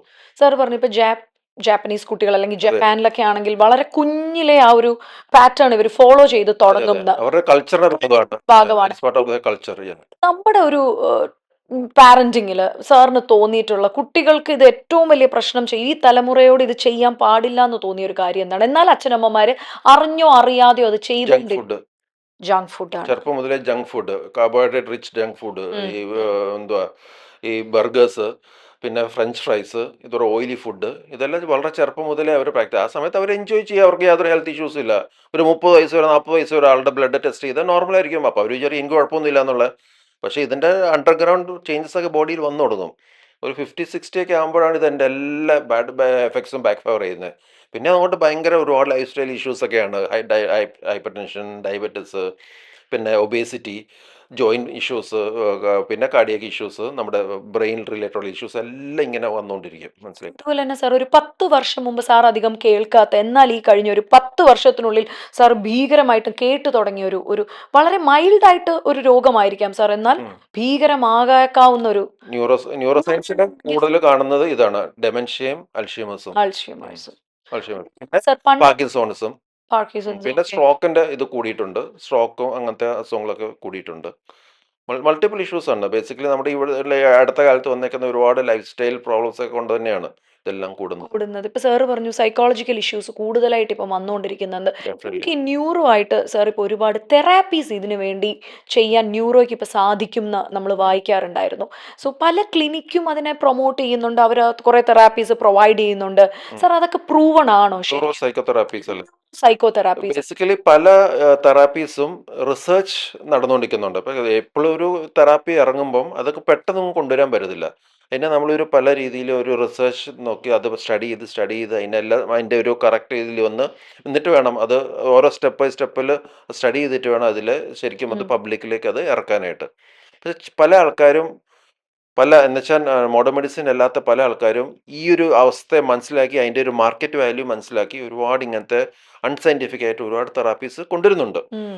ചിലപ്പോൾ ഒരു പാർഷ്യൽ എഫക്റ്റ് ഒക്കെ ഉണ്ടായിരുന്നിരിക്കും. ആ പാർഷ്യൽ എഫക്റ്റിനെ അവർ ഭയങ്കരമായിട്ട് എക്സാജറേറ്റ് ചെയ്ത് ആ ജനങ്ങളിലേക്കൊക്കെ പരത്തുമ്പോൾ ഡെഫിനറ്റ്ലി ഈ പ്രോബ്ലം ഫേസ് ചെയ്യുന്ന ആൾക്കാർ അങ്ങോട്ടേക്ക് ഓടിച്ചെല്ലും. നമ്മൾ എപ്പോഴും ശ്രദ്ധിക്കുന്നത് വെച്ച് കഴിഞ്ഞാൽ നമ്മൾ എന്ത് തെറാപ്പി എടുത്താലും അതിനൊരു സയൻറ്റിഫിക് ബാക്കപ്പ് ഉണ്ടോ എന്നുള്ളത് വളരെയധികം ശ്രദ്ധിക്കണം. മലയാളികൾ ചെയ്യുന്ന ഏറ്റവും വലിയ തെറ്റെന്ന് വെച്ച് കഴിഞ്ഞാൽ എന്ത് സോഷ്യൽ മീഡിയ കണ്ടാലും അതിൻ്റെ സയൻറ്റിഫിക് ബാക്ക്ഗ്രൗണ്ടോ അതിൻ്റെ സയൻറ്റിഫിക് പ്രൂവ്ഡ് ആണോ എന്നൊന്നും നോക്കാതെ നോക്കാതെ. ചാടി കയറിപ്പോയി അങ്ങ് തെറാപ്പി എടുക്കും. ഒരു 100 പേരെ നോക്കുമ്പോൾ ചിലപ്പം കുറച്ച് പേർക്ക് ഒരു എഫക്റ്റ് ഉണ്ടായിരിക്കും. ഇതിന് ഈ തെറാപ്പി തെറ്റാണെന്നോ ശരിയാണെന്നല്ല ഞാൻ പറയുന്നത്. പക്ഷേ തെറാപ്പിക്ക് അതിനൊരു സയൻറ്റിഫിക്കലി ബാക്ക്ഗ്രൗണ്ട് ഉണ്ടായിരിക്കണം. മോഡേൺ മെഡിസിനിൽ ഒരു കാര്യം, ഒരു മെഡിസിൻ ആണെങ്കിലും ഒരു കാര്യവും നമുക്ക് ഒരിക്കലും സയൻറ്റിഫിക് ബാക്ക്ഗ്രൗണ്ട്, സയൻറ്റിഫിക് പ്രൂവൺ അല്ലാതെ നമുക്കത് ഇൻട്രൊഡ്യൂസ് ചെയ്യാൻ പറ്റത്തില്ല മാർക്കറ്റിലേക്ക്. അത് അപ്പം തന്നെ അത് അങ്ങനെ ചെയ്തിട്ടുണ്ടെങ്കിൽ ആ കൺസേൺ ഡോക്ടേഴ്സ് അല്ലെങ്കിൽ ഹെൽത്ത് കെയർ പ്രൊഫഷണൽസിനെ അവർ ഡിബാർ ചെയ്യും. പക്ഷേ ബാക്കിയുള്ള ആൾട്ടർനേറ്റീവ് മെഡിസിൻസ് പലപ്പോഴും ഈ സയൻറ്റിഫിക് ബാക്ക്ഗ്രൗണ്ട് കുറവാണെങ്കിൽ, സയൻറ്റിഫിക് ബാക്കിംഗ് ഇല്ലാതെ തന്നെ പലരും ഇറക്കുന്നുണ്ട്. അത് വലിയൊരു തെറ്റാണ്. ഈ കോവിഡ് സമയത്ത് തന്നെ കോവിഡ് ഇറങ്ങുന്നതിന് മുമ്പ് തന്നെ കോവിഡിൻ്റെ പ്രതിരോധം എന്ന് പറഞ്ഞ് മരുന്നൊക്കെ ഇറക്കി. അതൊക്കെ വളരെ തെറ്റാണ്. അവർ എന്ത് സ്റ്റഡി നടത്തിയിട്ടാണ് അങ്ങനെ ഒരു സംഭവം ഇറക്കിയത്? കോവിഡ് എന്ന് പറഞ്ഞാൽ പുതിയൊരു അസുഖമല്ലേ? അപ്പം അതിൻ്റെ പ്രതിരോധം എന്ന് പറഞ്ഞൊരു സംഭവം മൊത്തം എല്ലാവർക്കും ഡിസ്ട്രിബ്യൂട്ട് ചെയ്തു. അതൊക്കെ റോങ് ആണ്. ശരിക്കും അതിനൊരു നമ്മൾ സയൻറ്റിഫിക് ബാക്ക്ഗ്രൗണ്ട് വേണ്ടേ, സയൻറ്റിഫിക് ബാക്കിംഗ് വേണ്ടേ? അപ്പോൾ അതൊക്കെയാണ് ദോഷങ്ങൾ. നമ്മൾ ഒരിക്കലും ഒരു സയൻറ്റിഫിക് ബാക്കിംഗ് ഇല്ലാത്ത ഒരു തെറാപ്പിയും നമ്മൾ സ്വീകരിക്കില്ല. സാർ ഈ മലയാളികളാണോ ഈ അമിതമായിട്ട് ഈ സോഷ്യൽ മീഡിയ കാണുന്ന ഈ ഹെൽത്ത് ട്രെൻഡ്സ് ഒക്കെ ഫോളോ ചെയ്യാൻ ഒരു ടെൻഡൻസി? സാർ പറഞ്ഞു ഇങ്ങനെയുള്ള തെറാപ്പീസിനെ പറ്റി എന്തെങ്കിലുമൊക്കെ സോഷ്യൽ മീഡിയയിൽ ഒരു 10 പേര്, സ്പെഷ്യലി സെലിബ്രിറ്റീസ് ഒക്കെയാണ് അത് ചെയ്തൊന്ന് പ്രൊമോട്ട് ചെയ്തിട്ട് അപ്പം തന്നെ ഇവരതങ്ങ് ചെന്ന് അതെ ഫോളോ ചെയ്യാണ്. അതെ അതെ മലയാളികളാണോ സാർ ഇതിൽ കൂടുതലായിട്ട്? മലയാളികളുടെ പ്രോബ്ലം എന്ന് വെച്ചാൽ അവർ ഈ സോഷ്യൽ മീഡിയയിൽ കൊച്ചും കൂടി ആക്സസ് മലയാളികൾക്ക് ഉള്ളതുകൊണ്ടാണ് ഇത്തരം കാര്യങ്ങളൊക്കെ ട്രെൻഡി ആവുന്നത്. ആ 5 മരുന്ന് കഴിച്ച് കഴിഞ്ഞാൽ ബുദ്ധി കൂടാൻ വേണ്ടി 5 തരം ഭക്ഷണം, അല്ലെങ്കിൽ ക്യാൻസർ വരാതിരിക്കാൻ വേണ്ടി, ഇതൊക്കെ വളരെ ഇതിൻ്റെ ക്യാൻസർ ശരി ഡെഫിനറ്റ്ലി അതിനൊരു ഒരു ഒരു ഹെൽത്ത് ഇമ്പോർട്ടൻസ് കാണുമായിരിക്കും അത്രയേ ഉള്ളൂ. പക്ഷെ അതൊന്നും ഒരിക്കലും ക്യാൻസറിനെ പ്രിവെൻറ്റ് ചെയ്യുകയോ അല്ലെങ്കിൽ ഒരു വേറെ വലിയൊരു മാരക അസുഖം പ്രിവെൻറ്റ് ചെയ്യുകയോ ഒന്നും ചെയ്യത്തില്ല. മനസ്സിലായില്ല? അങ്ങനത്തെ ഒരു പക്ഷെ അത് പറയുമ്പം അതിൻ്റെ പ്രൊജക്റ്റ് ചെയ്യുമ്പം അത്രയും ഇൻറ്റൻസ് ആയിട്ട് ചെയ്യുന്നത്. അപ്പോൾ ആൾക്കാർക്ക് കേൾക്കുമ്പോൾ അത് പെട്ടെന്ന് അട്രാക്റ്റഡ് ആവും. പെട്ടെന്ന് അവർക്കൊരു ഒരു മോട്ടിവേഷൻ വരും. ചാടി കയറി അത് നോക്കുമ്പോൾ അതൊരു വലിയ കുഴപ്പമില്ലാത്തൊരു സംഭവമാണ്. ഫുഡല്ലേ ഉള്ളൂ. അപ്പം അങ്ങനെ ഒരുപാട് ആൾക്കാർ മിസ്ഗൈഡഡ് ആയി പോവാറുണ്ട്. ഉണ്ട്. Sir being A senior consultant of neuro surgeon ആയതുകൊണ്ട് അതെ. ചോദിക്കുകയാണ്. നമ്മുടെ മലയാളികൾ ന്യൂറോയ്ക്ക് ഹെൽത്തിന് വേണ്ടിയിട്ട് എന്താണ് ചെയ്യേണ്ടത്? നമ്മളിപ്പോൾ പറയാറുണ്ട് ഫിസിക്കൽ ഹെൽത്ത്, മെന്റൽ ഹെൽത്ത്. അതുപോലെ തന്നെ നമ്മുടെ ഒരു ന്യൂറോ സെക്ഷൻ, നമ്മുടെ ഒരു side of the neuro health ഏറ്റവും ഫിറ്റ് ആയിട്ട് വെക്കാൻ ഞങ്ങൾ എന്താണ് സർ ബ്രെയിൻ ചെയ്യേണ്ടത്? Power brain power, exactly. Basically നമുക്കറിയാം നമ്മുടെ ബ്രെയിൻ എന്ന് വെച്ച് കഴിഞ്ഞാൽ അത് ഒരു മാസ്റ്റർ ഓർഗനാണ്, നമ്മുടെ കൺട്രോളിങ് ഓർഗനാണ്, നമ്മുടെ ഫുൾ ബോഡീനെ കൺട്രോൾ ചെയ്യുന്ന ഒരു കമാൻഡിങ് ഓർഗനാണ്. അതിൻ്റെ ഒരു ഇത് നമ്മുടെ ബോഡി കമാൻഡിങ് ഓർഗൻ, അതാണ് അതിൻ്റെ കമാൻഡ്സ് അനുസരിച്ചാണ് ബാക്കിയുള്ള സകല അവയവങ്ങളും പ്രവർത്തിക്കുന്നത്. അപ്പം ബ്രെയിനിലെ എപ്പോഴും റിജുവിനേറ്റ് വെക്കണമെങ്കിൽ അതിനെ കണ്ടിന്യൂസ് ആയിട്ട് അതിന് പ്രോപ്പറായിട്ടുള്ള സ്റ്റിമുലേഷൻ ആവശ്യമുണ്ട്. അപ്പോൾ എപ്പോഴും നമ്മൾ ഈ പറയുന്ന ഒരു ബ്രെയിൻ വർക്കപ്പ് എന്ന് പറയുന്ന ഒരു കൺസെപ്റ്റ് ഉണ്ട്. അപ്പോൾ അടുത്ത കാലത്ത് അത് ഭയങ്കരമായിട്ട് കുറഞ്ഞുകൊണ്ടിരിക്കുക. ബ്രെയിൻ വർക്കപ്പ് എന്ന് വെച്ച് കഴിഞ്ഞാൽ നമ്മൾ എന്തെങ്കിലും ഒരു ഫിസിക്കൽ ഓർ എന്തെങ്കിലും ഒരു മെൻ്റൽ ആക്ടിവിറ്റി, ഫോർ എക്സാമ്പിൾ നമുക്കൊരു സ്പെസിഫിക് ടാലൻ്റ് ഉണ്ടെന്ന് വിചാരിച്ചു. ഒരാൾക്ക് നല്ല പ്രസൻറ്ററാണ്, നല്ല ഒറേറ്ററി സ്കിൽസ് ഉണ്ട്. അവർ പിന്നെയും പിന്നെയും പ്രസംഗിക്കും, അവർ ബ്രെയിൻ ഇങ്ങനെ ഡെവലപ്പ് ചെയ്തുകൊണ്ടിരിക്കും. പല രീതിയിലുള്ള നമ്മൾ കണ്ടിട്ടില്ല, മാർട്ടിൻ ലൂതർ കിങ് ഒക്കെ പ്രസംഗിക്കുന്നത് കണ്ടില്ല, അല്ലെങ്കിൽ ഒബാമയൊക്കെ പ്രസംഗിക്കുന്നത്. അപ്പം നല്ല ഒറേറ്ററി സ്കിൽസ് എന്ന് പറഞ്ഞാൽ അത്ര ഹൈ ലെവൽ അങ്ങനെ അവരെ ഇംപ്രവൈസ് ചെയ്യുമ്പോഴോറും അവരുടെ ബ്രെയിൻ ഡെവലപ്പ് ചെയ്തുകൊണ്ടിരിക്കും. അത് നമ്മുടെ സ്പെസിഫിക് ടാലൻ്റ് എന്താണോ അതിനെ കണ്ടുപിടിച്ച് അതിനെ പിന്നെയും പിന്നെയും പിന്നെയും ഇംപ്രവൈസ് ചെയ്യുമ്പോൾ നമ്മുടെ ബ്രെയിൻ ഡെവലപ്പ് ചെയ്തുകൊണ്ടേയിരിക്കും. അതിനാണ് ബ്രെയിൻ വർക്കപ്പ് എന്ന് പറയുന്ന കൺസെപ്റ്റ്. അത് ബേസിക്കലി അതൊരു ഒരു നമുക്ക് നമ്മുടെ പാഷനേറ്റ് ആയിരിക്കണം, അതിന് റിവാർഡിങ് ആയിരിക്കണം. അതിന് ഓരോ തവണ ചെയ്യുന്തോറും നമുക്ക് ലൈഫിൽ തന്നെ ഒരുപാട് ഇമ്പ്രൂവ്മെൻറ്റ് നമുക്ക് ഫീൽ ചെയ്യണം. അപ്പോൾ അങ്ങനത്തെ ഒരു കുറേ കാര്യങ്ങൾ, ഇപ്പോൾ ചില ഗെയിംസ്, ചെസ്സ് അല്ലെങ്കിൽ സുഡോക്കോ, ഇതൊക്കെ ഇങ്ങനെ റെഗുലറായിട്ട് ഇങ്ങനെ ചെയ്യുമ്പോൾ നമ്മുടെ ബ്രെയിൻ ഇങ്ങനെ ഡെവലപ്പ് ചെയ്തുകൊണ്ടിരിക്കും. പക്ഷേ പിന്നെ നമ്മൾ മെൻ്റൽ മാത്സ്, നമ്മളൊരു കാര്യം ചെയ്യുമ്പോൾ നമ്മൾ ഇപ്പോഴത്തെ കാലത്തെ ആൾക്കാർ ഈ ഗാഡ്ജറ്റ്സ് ഭയങ്കരമായിട്ട് വരുമ്പോൾ എന്ത് സംഭവിക്കുന്നത് വെച്ചാൽ we are not using our brain. അതുകൊണ്ട് തന്നെ ഈ ബ്രെയിൻ വർക്കപ്പൊക്കെ ഭയങ്കരമായിട്ട് കുറഞ്ഞുകൊണ്ടിരിക്കുക. അതുകൊണ്ട് തന്നെ നമ്മുടെ ബ്രെയിനിലെ ഷാർപ്പ്നെസ് ഒക്കെ ഈ ഇപ്പോഴത്തെ ജനറേഷൻ ആൾക്കാരിലൊക്കെ നമ്മൾ നോക്കുമ്പോൾ അറിയാൻ പറ്റി വളരെ കുറവാണ്. അത് ഇനിയുള്ള കാലത്ത് വലിയൊരു പ്രോബ്ലമായി മാറും. ഈ ഡെമെൻഷ്യ അല്ലെങ്കിൽ മെമ്മറി പ്രോബ്ലംസ് അല്ലെങ്കിൽ അൽഷീമേഴ്സ് പോലത്തെ അസുഖമൊക്കെ നമ്മൾ ജനറ്റിക്കലി പ്രോൺ ആണെങ്കിൽ നമുക്ക് ഡെമെൻഷ്യ വരാനോ അൽഷീമേഴ്സ് ഉണ്ടെങ്കിൽ അത് വളരെ നേരത്തെ തന്നെ സ്റ്റാർട്ട് ചെയ്യും. ഇനി ഇപ്പോൾ ഉള്ള കുട്ടികൾ ഒരു 40 വയസ്സാകുമ്പോൾ 50 വയസ്സാകുമ്പോഴേക്കും അവർക്ക് മെമ്മറി പ്രോബ്ലംസ് ഒക്കെ സ്റ്റാർട്ട് ചെയ്യും. കാരണം they are not using the brain properly. എന്ത് കിട്ടിയാലും ഉടനെ ഗാഡ്ജറ്റ്സിനെ ആശ്രയിക്കുക. പിന്നെ ഒരു ആർട്ടിഫിഷ്യൽ ഇൻ്റലിജൻസ് എന്നൊരു സംഭവമുണ്ട്. അത് അവസാനം ഈ ആർട്ടിഫിഷ്യൽ ഇൻ്റലിജൻസിൻ്റെ ദൂഷ്യഫലം എന്ന് വെച്ചാൽ നമ്മുടെ സ്വന്തം ബ്രെയിനെ നമ്മൾ വളരെയധികം ഉപയോഗിക്കാതെ വെക്കും. അതിൻ്റെ അത് പിന്നെയും ബ്രെയിനിൻ്റെ നമ്മൾ ഉപയോഗിച്ചാൽ, പക്ഷേ നമ്മുടെ മസിൽ നമ്മളത് ഇല്ലെങ്കിൽ അത് കുറയുമ്പോൾ അതിങ്ങനെ ശോഷിച്ച് പോകും. അട്രോഫി എന്ന് പറയും. അതുപോലെ തന്നെ ബ്രെയിൻ നമ്മൾ ഉപയോഗിച്ചില്ലെങ്കിൽ അത് ഡെഫിനറ്റ്ലി അതിൻ്റെ പവർ കുറഞ്ഞു വരും. സോ എപ്പോഴും നമ്മളിപ്പോൾ ആക്റ്റീവ് ആയിക്കൊണ്ടേ ഇരിക്കണം. ആ ബ്രെയിൻ ആക്റ്റീവ് ആയിരിക്കണം. അതാണ് നമ്മൾ എപ്പോഴും ശ്രദ്ധിക്കേണ്ടത്, ബ്രെയിൻ വർക്കപ്പ്. അത് വളരെയധികം ശ്രദ്ധിക്കണം. പിന്നെ ബ്രെയിനിൽ നമ്മൾ മെയിൻറ്റെയിൻ ചെയ്യാൻ ഏറ്റവും ഇമ്പോർട്ടൻ്റ് ഒരു സംഭവം എന്ന് വെച്ച് കഴിഞ്ഞാൽ സ്ലീപ്പാണ്. Proper sleep. അതിൻ്റെ 3 കാര്യങ്ങൾ ശ്രദ്ധിക്കണം. അതിൻ്റെ quality of sleep, the timing of sleep and the duration of sleep. ഇത് 3 ഇമ്പോർട്ടൻ്റ് ആണ്. അത് നമ്മുടെ സിർക്കേഡിയൻ റിതം ഉണ്ട്, നമ്മുടെ ബോഡിയുടെ റിതം ഉണ്ട്. അപ്പം ടൈമിംഗ് എന്ന് പറഞ്ഞാൽ രാത്രി 10 മണി മുതൽ 6 മണി, വെളുപ്പിന് 6 മണി വരെയാണ് സൺറൈസോട് കൂടി നമ്മൾ എഴുന്നേൽക്കണം. അതാണ് അതിൻ്റെ കറക്റ്റ് ടൈമിംഗ്. പിന്നെ duration of sleep. Duration sleep എന്ന് വെച്ചാൽ 8 മണിക്കൂർ, 7 to 9 hours നമ്മൾ ഉറങ്ങിയിരിക്കണം എല്ലാ ദിവസവും. അത് അഡൾട്ട് അങ്ങനെ ഉറങ്ങിയിരിക്കണം. പിന്നെ ക്വാളിറ്റി ഓഫ് സ്ലീപ്പ്, അത് നമ്മൾ പല ഫേസസ് ഉണ്ട്. Phase 1 mild sleep, phase 2 moderate sleep, phase 3 deep sleep. പിന്നെ അത് 4ാമത്തെ phase REM sleep, rapid eye movement, നമ്മുടെ ഡ്രീം ചെയ്യുന്ന ഫേസ്. ഇതാണ് ഒരു സൈക്കിൾ. അങ്ങനെ 4 സൈക്കിൾസ് നമ്മൾ ഒരു ഒറ്റ രാത്രി നമ്മൾ കംപ്ലീറ്റ് ചെയ്യണം. അതാണ് ക്വാളിറ്റി ഓഫ് സ്ലീപ്പ്. അപ്പം ഡീപ്പ് സ്ലീപ്പ് എന്ന് പറഞ്ഞ ഒരു ഫേസാണ് 3ാമത്തെ ഫേസ്. അത് ആ ഫേസിലാണ് ഈ ബ്രെയിനിലെ റിജുവിനേഷൻ മൊത്തം നടക്കുന്നത്. അതുകൊണ്ട് നമ്മുടെ ഈ മെമ്മറി കൺസൾട്ടേഷൻ, അതായത് നമ്മളൊരു കാര്യമൊക്കെ പഠിച്ചിട്ടുണ്ടെങ്കിൽ അതിൻ്റെ memory long term memory, short term memory, long term memory ആകുന്നത് എപ്പോഴും ഈ ഡീപ്പ് സ്ലീപ്പ് ഫേസിലാണ്. അപ്പോൾ നമ്മൾ ഉറങ്ങിയില്ലെങ്കിൽ നമ്മൾ എല്ലാ കാര്യങ്ങളും മറന്നു പോയിക്കൊണ്ടിരിക്കും. സ്ഥിരം ഉറങ്ങാത്ത ഒരാളോട് സംസാരിക്കുമ്പോൾ അറിയാൻ പറ്റും, ഒന്നും ഓർക്കത്തില്ല. നമ്മൾ തലേദിവസം പരിചയപ്പെട്ട ആളുടെ പേര് പോലും ഓർത്തൊന്നും വരത്തില്ല. എപ്പോഴും ഭയങ്കര അബ്സെന്റ് മൈൻഡും ഒരു കാര്യവും റീകളക്ട് ചെയ്തില്ല പ്രോപ്പറായിട്ട്. അത് ഈ സ്ലീപ്പ് ഡിപ്രേഷൻ. അപ്പോൾ sleep is very important for brain health. പിന്നെ ഉള്ളത് ന്യൂട്രീഷൻ. പല രീതിയിലുള്ള ന്യൂട്രീഷൻ ഉണ്ട്. Brain nutrition, vitamin E, vitamin C, omega fatty acids, അങ്ങനത്തെ. പിന്നെ ബി വൈറ്റമിൻസ്, അയൺ, അങ്ങനെ പല രീതിയിലുള്ള ന്യൂട്രീഷൻ ഉണ്ട്. പിന്നെ ഉള്ളതെന്ന് വെച്ച് കഴിഞ്ഞാൽ ന്യൂട്രീഷൻ, പിന്നെ നമ്മുടെ ബേസിക്കലി നമ്മൾ എപ്പോഴും നമ്മൾ ബ്രെയിനിൽ സ്റ്റിമുലേറ്റ് ചെയ്യാൻ വേണ്ടി ആക്ടിവിറ്റീസ് നമ്മൾ എപ്പോഴും ശ്രദ്ധിക്കണം. അതിൽ ഏറ്റവും വളരെ ഇമ്പോർട്ടൻ്റ് ആയിട്ട് സംഭവമാണ് സോഷ്യലൈസിങ് എന്ന് പറയുന്നത്. ഉം. നമ്മൾ നിരന്തരം സോഷ്യലൈസ് ചെയ്യുന്ന ആൾക്കാരാണെങ്കിൽ ഡെഫിനറ്റ്ലി നമ്മുടെ നമ്മുടെ പോസിറ്റീവ് എനർജി ഭയങ്കരമായിട്ട് കൂട്ടും. അത് ബ്രെയിനിന് ഒരുപാട് പോസിറ്റീവ് ഇത് കൊടുക്കും. വളരെ ഐസൊലേറ്റഡ് ആയിട്ട് ഈ റിട്ടയർഡ് ലൈഫ് എസ്പെഷ്യലി നോക്കിയ ആൾക്കാർ, റിട്ടയർഡ് ലൈഫ് എന്ന് പറഞ്ഞാൽ എപ്പോഴും വീട്ടിൽ ഒരു ആക്ടിവിറ്റി ചെയ്യത്തില്ല. രാവിലെ എഴുന്നേൽക്കുക, ഭക്ഷണം കഴിക്കുക, ടി വി കാണുക, പേപ്പർ വായിക്കുക, ഉറങ്ങുക. അങ്ങനെയുള്ളവർക്കൊക്കെ ഡെമൻഷ്യ വരാനുള്ള സാധ്യത വളരെ കൂടുതലാണ്. അല്ല, പെട്ടെന്ന് ഡെമൻഷ്യ വരും. വരും. അപ്പം എപ്പോഴും നമ്മൾ ഷുഡ് ബി വെരി ആക്റ്റീവ്. എപ്പോഴും സംസാരിച്ച് ആൾക്കാർ കമ്മ്യൂണിക്കേറ്റ് ചെയ്ത് അങ്ങോട്ട് ഇൻഫർമേഷൻ കൊടുക്കുക, ഇങ്ങോട്ട് ഇൻഫർമേഷൻ ഷെയർ ചെയ്യുക. അത് ബേസിക്കലി ഭയങ്കര ഇമ്പോർട്ടൻ്റ് ആണ്. ഇമ്പോർട്ടന്റ് ആണ് സാർ. പിന്നെ കുറേ കാര്യങ്ങളുണ്ട് നമ്മൾ ഇങ്ങനെ ബ്രെയിനിൽ നിരന്തരം ചെയ്യേണ്ടത്. സാർ ഇപ്പൊ ബ്രെയിൻ ഹെൽത്തിനെ കൂട്ടാനായിട്ടുള്ള കാര്യങ്ങൾ ഇപ്പൊ സംസാരിച്ചു. നമ്മുടെ അതെ. മലയാളികളുടെ ഒരു ലൈഫ് സ്റ്റൈൽ വെച്ചിട്ട് നമ്മുടെയൊക്കെ ബ്രെയിൻ ഹെൽത്തിനെ ഏറ്റവും കൂടുതൽ ഡാമേജ് ചെയ്യുന്ന ഒരു കാര്യം എന്താണ് സാർ? ബ്രെയിൻ അതായത് ഹെൽത്തിനെ ഏറ്റവും കൂടുതൽ ഡാമേജ് ചെയ്യുന്ന മലയാളികളെ എടുക്കുമ്പോൾ സ്ലീപ്പ് ഡിപ്രവേഷൻ. സ്ലീപ്പ് തന്നെയാണ്. Sleep deprivation. സ്ലീപ്പ് പ്രോപ്പർ അല്ലെങ്കിൽ ബ്രെയിൻ ഒരിക്കലും അതിനൊരു റിജുവിനേഷൻ നടക്കത്തില്ല. ഉം. അതിൻ്റെ വിയർ ആൻഡ് ടിയർ ഉണ്ടല്ലോ, ഏത് മെഷീൻ നോക്കിയാൽ മതി, ആ മെഷീനെ കറക്റ്റ് എപ്പോഴും അതിന് കറക്റ്റായിട്ട് സർവീസ് ചെയ്യണം. ഏത് മെഷീൻ ആണെങ്കിലും അത് കറക്റ്റായിട്ട് സർവീസ് ചെയ്തില്ലെങ്കിൽ പിന്നെയും പിന്നെ കണ്ടിന്യൂസ് ആയിട്ട് വളരെ റോങ് ആയിട്ട് ഇങ്ങനെ ഉപയോഗിച്ചുകൊണ്ടിരുന്നാൽ അത് പെട്ടെന്ന് ഡാമേജ് ആയിപ്പോവും. അതുപോലെ തന്നെയാണ് നമ്മുടെ വണ്ടികളൊക്കെ നമ്മൾ മെയിൻറ്റെയിൻ ചെയ്യേണ്ടത്, അത് കറക്റ്റ് ടൈമിൽ സർവീസ് ചെയ്യേണ്ടത്. അത് കണ്ടിന്യൂസ് ആയിട്ട് ഒരു വണ്ടി ഓടിച്ചുകൊണ്ടിരിക്കുക, ഒരിക്കലും സർവീസ് ചെയ്യത്തില്ല, അതിൻ്റെ റെസ്റ്റ് കൊടുക്കത്തില്ല, ഡെഫിനറ്റ്ലി അത് ഡാമേജ് ആവത്തില്ല. അതുപോലെ തന്നെ നമ്മുടെ ബ്രെയിൻ. അതുകൊണ്ട് സ്ലീപ്പ് പ്രിപ്പറേഷൻ വളരെ ഇമ്പോർട്ടൻ്റ് ഒരു കാര്യമാണ്. നമ്മൾ കറക്റ്റായിട്ട് സ്ലീപ്പ് ടെക്നിക്സ് നമ്മുടെ സ്ലീപ്പ് കറക്റ്റാണെന്നുള്ളത് എല്ലാ മനുഷ്യരും കറക്റ്റായിട്ട് അറിഞ്ഞിരിക്കണം. ഞാൻ ഒരു ദിവസം നന്നായിട്ട് ഉറങ്ങിയിട്ടുണ്ടോ എന്നുള്ളത് ഭയങ്കര ഇമ്പോർട്ടൻ്റ് ആണ്. നമ്മുടെ ഏറ്റവും ടോപ്പ് 2 ബെസ്റ്റ് ഹെൽത്ത് ഹാബിറ്റ്സ് എന്ന് വെച്ചാൽ, ഒന്ന് ഗുഡ് ഫുഡ്, കറക്റ്റ് ഫുഡ് കഴിക്കുക. സെക്കൻഡ് സ്ലീപ്പാണ്. ഇത് രണ്ടും കഴിഞ്ഞിട്ടേ ഉള്ളൂ എക്സസൈസ്, ബാക്കി എല്ലാ കാര്യങ്ങളും. ഈ സാർ ഉറക്കത്തിന്റെ കാര്യം പറഞ്ഞു, നല്ല ഫുഡിന്റെ കാര്യം പറഞ്ഞു.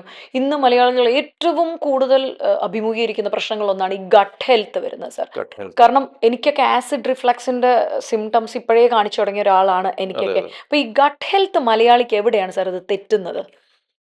Gut health, brain gut axis gut health എന്ന് പറഞ്ഞ കൺസെപ്റ്റ്സ് ഉണ്ട്. അതായത് ഉം.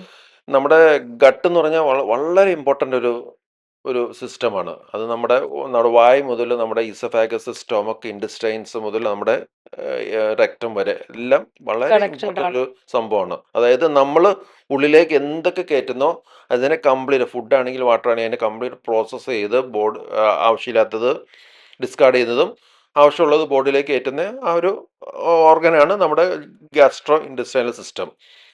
ഇത് ബേസിക്കലി ഭയങ്കര ഇമ്പോർട്ടൻ്റ് സംഭവമാണ്. നമ്മുടെ ബ്രെയിനും ഗട്ടും ആക്ച്വലി വളരെ ക്ലോസ് ആയിട്ട് അസോസിയേറ്റ് വർക്ക് ചെയ്യുന്ന ഒരു 2 ഓർഗൻസ് ആണ്. ഈവൻ നമ്മുടെ ബ്രെയിനിനെ നമ്മൾ സെൻട്രൽ നെർവ് സിസ്റ്റം എന്ന് പറയും. അതുപോലെ തന്നെ ഗട്ടിൻ്റെ ചുറ്റും കുറേ നെർവ്സും കാര്യങ്ങളൊക്കെ, അതിന് എൻട്രൽ നെർവ് സിസ്റ്റം എന്ന് പറയും. ഈ എൻട്രൽ നെർവ് സിസ്റ്റം എന്ന് പറഞ്ഞാൽ ആക്ച്വലി സെക്കൻഡ് ബ്രെയിൻ. നമ്മുടെ ഫസ്റ്റ് ബ്രെയിൻ, സെക്കൻഡ് ബ്രെയിൻ ആണ് നമ്മുടെ ഗട്ടിൽ എന്ന് പറയുന്നത്. ഇത് തമ്മിൽ ഭയങ്കര എപ്പോഴും ഫുൾ കണക്റ്റഡ് ആണ്. നമ്മുടെ ഒരു വേഗൽ നെർവ് വഴി ഇത് ഫുൾ കൺട്രോൾ ചെയ്യുന്നു. ബ്രെയിൻ നമ്മുടെ ഗട്ടിനെ കൺട്രോൾ ചെയ്യുന്നു. നമ്മുടെ ഗട്ടിലാണെങ്കിൽ ബേസിക്കലി ഫുഡൊക്കെ പ്രോസസ്സ് ചെയ്യുമ്പോൾ ഒരുപാട് ട്രില്യൻസ് ഓഫ് മൈക്രോബ്സ് ഉണ്ട്. ഈ നല്ല മൈക്രോബ്സ് ഉണ്ട്. ഈ മൈക്രോബ്സ് ആണ് ഒരുപാട് നല്ല ന്യൂറോ ട്രാൻസ്മിറ്റേഴ്സ്, സെറട്ടോണിൻ, എൻഡോർഫിനൊക്കെ ബോഡിയിൽ ഒരുപാട് ഉണ്ടാക്കുന്നത്. ഇതൊക്കെ ബോഡിക്ക് ഭയങ്കര ആവശ്യമുള്ള സാധനങ്ങളാണ്. കൂടാതെ കുറേ ഹോർമോൺസ്, പല വിറ്റാമിൻസും ഉൽപ്പാദിപ്പിക്കുന്നത് ഗട്ടിലാണ്. അപ്പം നമ്മുടെ ഗട്ട് നമ്മളെപ്പോഴും ശ്രദ്ധിക്കണം എന്ന് വെച്ച് കഴിഞ്ഞാൽ, നമ്മുടെ ബ്രെയിനും ഗട്ടും തമ്മിൽ ഭയങ്കര അസോസിയേഷൻ എന്ന് വെച്ച് കഴിഞ്ഞാൽ, if something goes wrong with the gut it affects the brain, and if something goes wrong with the brain it affects the gut. So in short പറഞ്ഞാൽ, നമുക്ക് നല്ല മെൻ്റൽ ഹെൽത്ത് വേണമെങ്കിൽ we should take good food. ഇതാണ് ഒരു concept. അതായത് നമ്മൾ നല്ല food കഴിക്കുമ്പോഴാണ് നമുക്ക് നമ്മുടെ ബോഡിയിലെ കറക്റ്റായിട്ടുള്ള ഹോർമോൺസ് ഒക്കെ ഉൽപ്പാദിപ്പിക്കുന്നതും ഈ സെറട്ടോണിൻ അതുപോലത്തെ ഇതൊക്കെ കറക്റ്റായിട്ട് ഉണ്ടാക്കുന്നതും അത് നമ്മളെ ഭയങ്കര ബോഡീനെ കാമാക്കുന്നതും ഭയങ്കര റിലാക്സ്ഡ് ആക്കുന്നതും എപ്പോഴും അങ്ങനെയാണ്. വളരെ ടെൻസ്ഡും ആങ്ഷ്യസ് ആയിട്ടുള്ള ആൾക്കാർ എപ്പോഴും ശ്രദ്ധിച്ചു കഴിഞ്ഞാൽ there food habits will be very bad, ഉം. ഇൻവേരിയബിളി. കാരണം നമ്മൾ ബാഡ് ഫുഡ് ഹാബിറ്റ്സ് നമ്മൾ കറക്റ്റായിട്ട് ഫുഡ് എടുക്കുന്നില്ല ടൈമിൽ. ഫുഡ് എന്ന് പറഞ്ഞാൽ എപ്പോഴും നമ്മൾ പറഞ്ഞോളാം, അതിൻ്റെ ടൈമിംഗ് ഓഫ് ഫുഡ് ഇമ്പോർട്ടൻ്റ് ആണ്. അതിൻ്റെ ക്വാളിറ്റി ഓഫ് ഫുഡ് ഇമ്പോർട്ടൻ്റ് ആണ്. പിന്നെ അതിൻ്റെ ക്വാണ്ടിറ്റി, ഉം. എത്രത്തോളം ഫുഡ് കഴിക്കുന്നു, ഇതെല്ലാം ഇമ്പോർട്ടൻ്റ് ആണ്. അപ്പം നല്ല നല്ല രീതിയിൽ ഫുഡ് ഹാബിറ്റ്സ് ഉള്ള ആൾക്കാർ ബേസിക്കലി വളരെ കാം, പീസ്ഫുൾ, എപ്പോഴും വളരെ ഷാർപ്പായിരിക്കും. അതൊക്കെ ഭയങ്കര നോക്കുമ്പോൾ അവരുടെ സ്വഭാവം അങ്ങനെയായിരിക്കും. അറ്റ് ദ സെയിം ടൈം വളരെ ഇറഗുലർ ഫുഡ് ഹാബിറ്റ്സ് ഉള്ള ആൾക്കാർ വളരെ ടെൻസ്, ആങ്ഷ്യസ്, ആംഗ്രി, ഇതൊക്കെ ആയിരിക്കും. നമ്മളൊരു ജസ്റ്റ് ചിന്തിച്ചാൽ മതി, നമ്മൾ ഭയങ്കരമായിട്ടൊരു ടെൻസ് മൊമെന്റിൽ പോകുമ്പം നമുക്ക് ഓട്ടോമാറ്റിക്കലി നമുക്ക് ഒരുപാട് അബ്ഡോമൽ സിംറ്റംസ് വരും. ഒന്ന് ഗ്യാസ്ട്രൈറ്റിസ്, ഇവിടെ ഭാഗത്ത് ഇഞ്ചറി ചെയ്യാൻ തുടങ്ങും, അബ്ഡോമൽ ബ്ലോട്ടിംഗ് വരും. ചിലപ്പോൾ നമുക്ക് defecation sensation, irritable bowl syndrome എന്ന് പറയും, പെട്ടെന്ന് നമുക്ക് ടോയ്ലറ്റിൽ പോകണം തോന്നും. ഇതെല്ലാം ഈ റിലേറ്റഡ് ആണ്. കാരണം ബ്രെയിനിലെ ഹോർമോൺ, ഈ ബ്രെയിനിലെ ആ ഒരു stress it is affecting the gut. അതുപോലെ ഗട്ടും നമ്മളതിന് പ്രോപ്പറായിട്ട് കെയർ കൊടുത്തില്ലെങ്കിൽ definitely will affect our brain. So if you want to have a good mental health അല്ലെങ്കിൽ peaceful life, you should have good food. ഇത് good food and clean water. ഇത് എപ്പോഴും ഇപ്പോഴത്തെ ഒരു പുതിയ എല്ലാവരും ഇങ്ങനെ നമ്മൾ എഡ്യൂക്കേറ്റ് ചെയ്യാൻ ശ്രമിച്ചുകൊണ്ടിരിക്കുന്ന ഒരു പുതിയൊരു കൺസെപ്റ്റാണ്.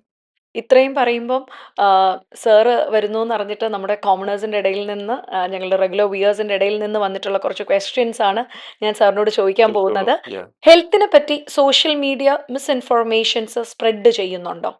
അതായത് ഡെഫിനറ്റ്ലി ഉണ്ട്. ഭയങ്കരമായിട്ട് സ്പ്രെഡ് ചെയ്യുന്നുണ്ട്. ഒരുപാട് റോങ് ഇൻഫർമേഷൻസ് സ്പ്രെഡ് ചെയ്യുന്നുണ്ട്. നമ്മളെപ്പോഴും ഒരു ഇൻഫർമേഷൻ കിട്ടി സോഷ്യൽ മീഡിയ കിട്ടിയിട്ടുണ്ടെങ്കിൽ നമ്മൾ അത് ഒതൻറ്റിക് ആണോ എന്നുള്ള ആദ്യം ചിന്തിക്കണം.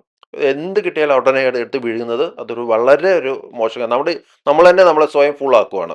അപ്പോൾ എന്ത് ഇൻഫർമേഷൻ ഉണ്ടെങ്കിൽ അത് ആരാ എഴുതിയത്, എവിടെ നിന്നുള്ള ഇൻഫർമേഷനാണ്, അത് ഒതൻറ്റിക് ഇൻഫർമേഷൻ ആണോ എന്നുള്ളത്, അയാളുടെ ആ എഴുതിയ ആളുടെ പേരുണ്ടായിരിക്കണം, അയാളുടെ ഡെസിഗ്നേഷൻ ഉണ്ടായിരിക്കണം, ഈ പോസിബിൾ അയാളുടെ ഫോട്ടോ ഉണ്ടായിരിക്കണം. എന്ന് നമുക്ക് വെരിഫൈ ചെയ്യണം. അത് എപ്പോഴും ഒരു ഹെൽത്ത് ഇൻഫർമേഷൻ കിട്ടിയെന്ന് വിചാരിച്ചോ, നമ്മൾ അതിൻ്റെ ആരും എഴുതിയെന്നുള്ള ആദ്യം നോക്കണം. അത് ഒതൻറ്റിക് ആണോ എന്നുള്ള, അത് അങ്ങനെ ഒരു സംഭവം ഉണ്ടോ എന്നുള്ളത്, അങ്ങനെ ഒരു ആളുണ്ടോ എന്നുള്ള ആദ്യം നോക്കണം. പലപ്പോഴും ഏതെങ്കിലും ഒരു കർഡിയോളജിസ്റ്റിൻ്റെ പേരും പറഞ്ഞ് ഇങ്ങനെ ഓരോ ഇൻഫർമേഷൻ കൊടുക്കും. അല്ലെങ്കിൽ ക്യാൻസറിൻ്റെ എന്തെങ്കിലും പേരും പറഞ്ഞ് ഓങ്കോളജിസ്റ്റിൻ്റെ ഫോട്ടോയും വെച്ചുകൊണ്ട് ഇങ്ങനെ വിടും. പലപ്പോഴും ഇതെല്ലാം വളരെ റോങ് ആയിട്ടുള്ള ഇൻഫർമേഷനാണ്. അപ്പം നമ്മൾ ആ ആളങ്ങനെ പറഞ്ഞിട്ടുണ്ടോ, അയാളുടെ പേര്, ഡെസിഗ്നേഷൻ എല്ലാം ചെയ്ത് നമ്മളത് ആദ്യം സെർച്ച് ചെയ്ത് കണ്ടുപിടിക്കണം. എന്നിട്ട് മിക്കവാറും ഈ ഫേസ്ബുക്കിലൊക്കെ നമ്മുടെ പേജിലൊക്കെ നമ്മൾ പോസ്റ്റ് ചെയ്യുന്നതൊക്കെ മിക്കവാറും ഒതൻറ്റിക് ആയിരിക്കും.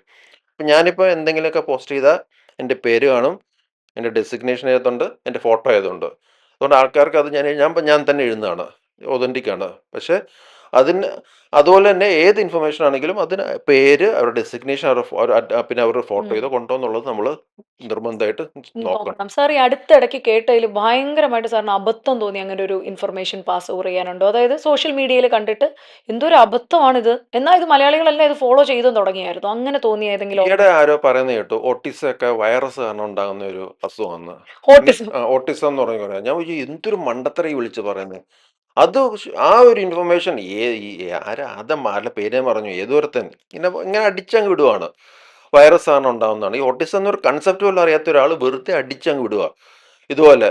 പിന്നെ ഏതാണ്ട് വേറെ ഒരു തെറ്റായ ഒരു കാര്യം, ഇത് ബേസിക്കലി ഞാൻ കണ്ടുപിടിക്കുന്നതിനായിട്ട് കൂടുതൽ ആൾക്കാർ ഇങ്ങോട്ട് ചോദിക്കും ഇതൊക്കെ ഒതൻറ്റിക് ആണോ എന്നുള്ളത്.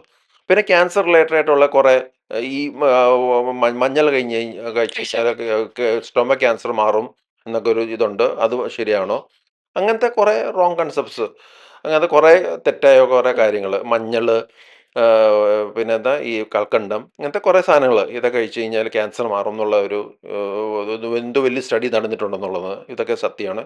ഇതൊക്കെ എല്ലാം ഇങ്ങനത്തെ ഒരുപാട് അബദ്ധങ്ങൾ ആൾക്കാർ വെറുതെ ഫുൾ ആക്കിക്കൊണ്ടിരിക്കുകയാണ്, മനസ്സിലായില്ലേ?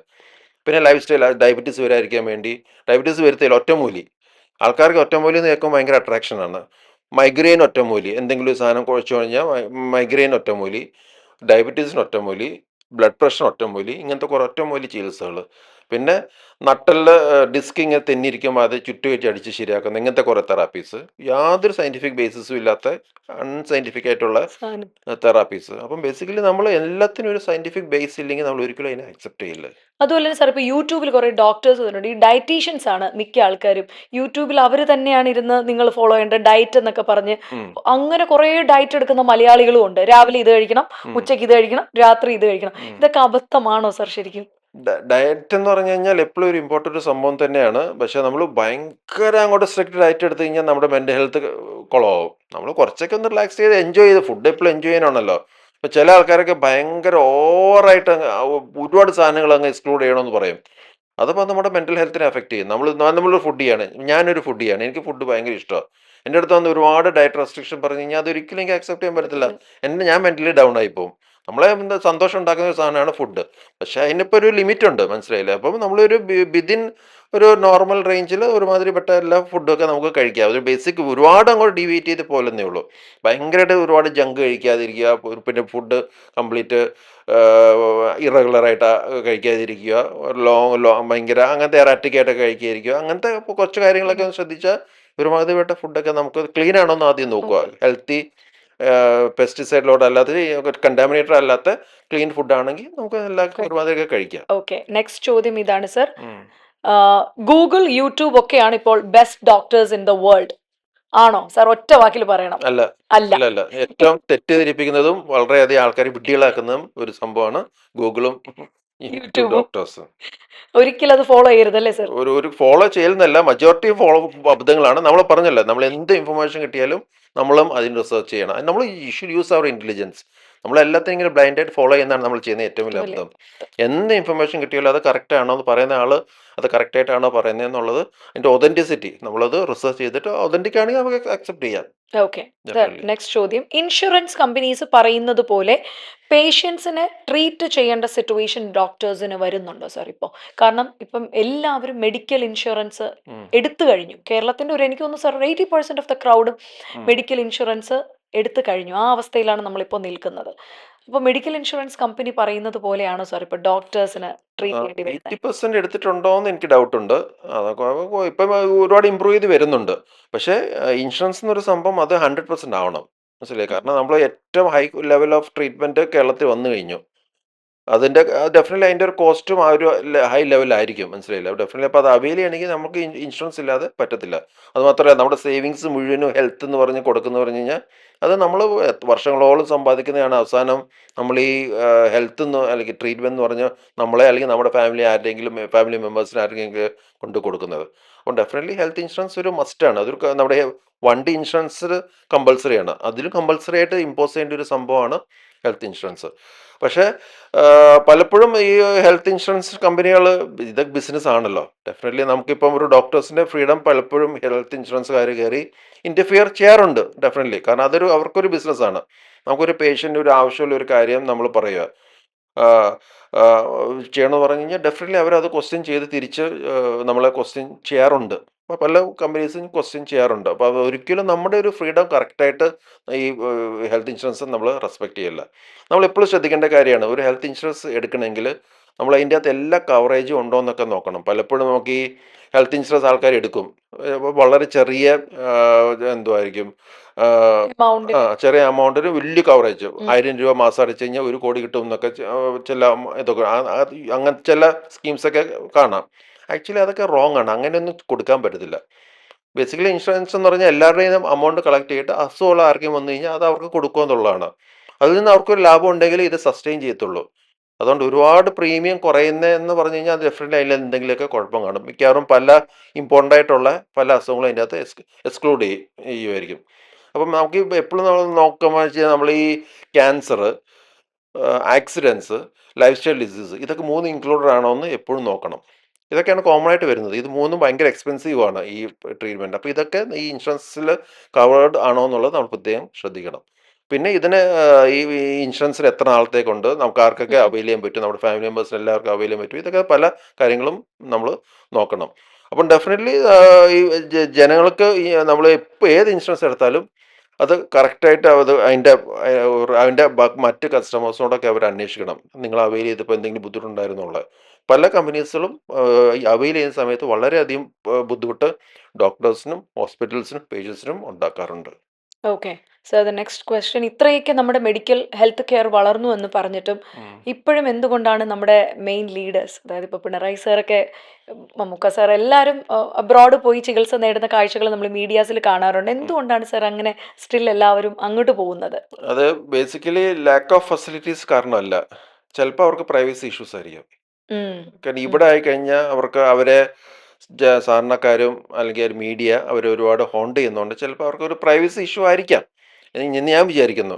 അല്ലാതെ ഫെസിലിറ്റീസ് കുറവ് കാരണം അവർ പുറത്ത് പോകേണ്ട ആവശ്യം ഇപ്പം ഇല്ല.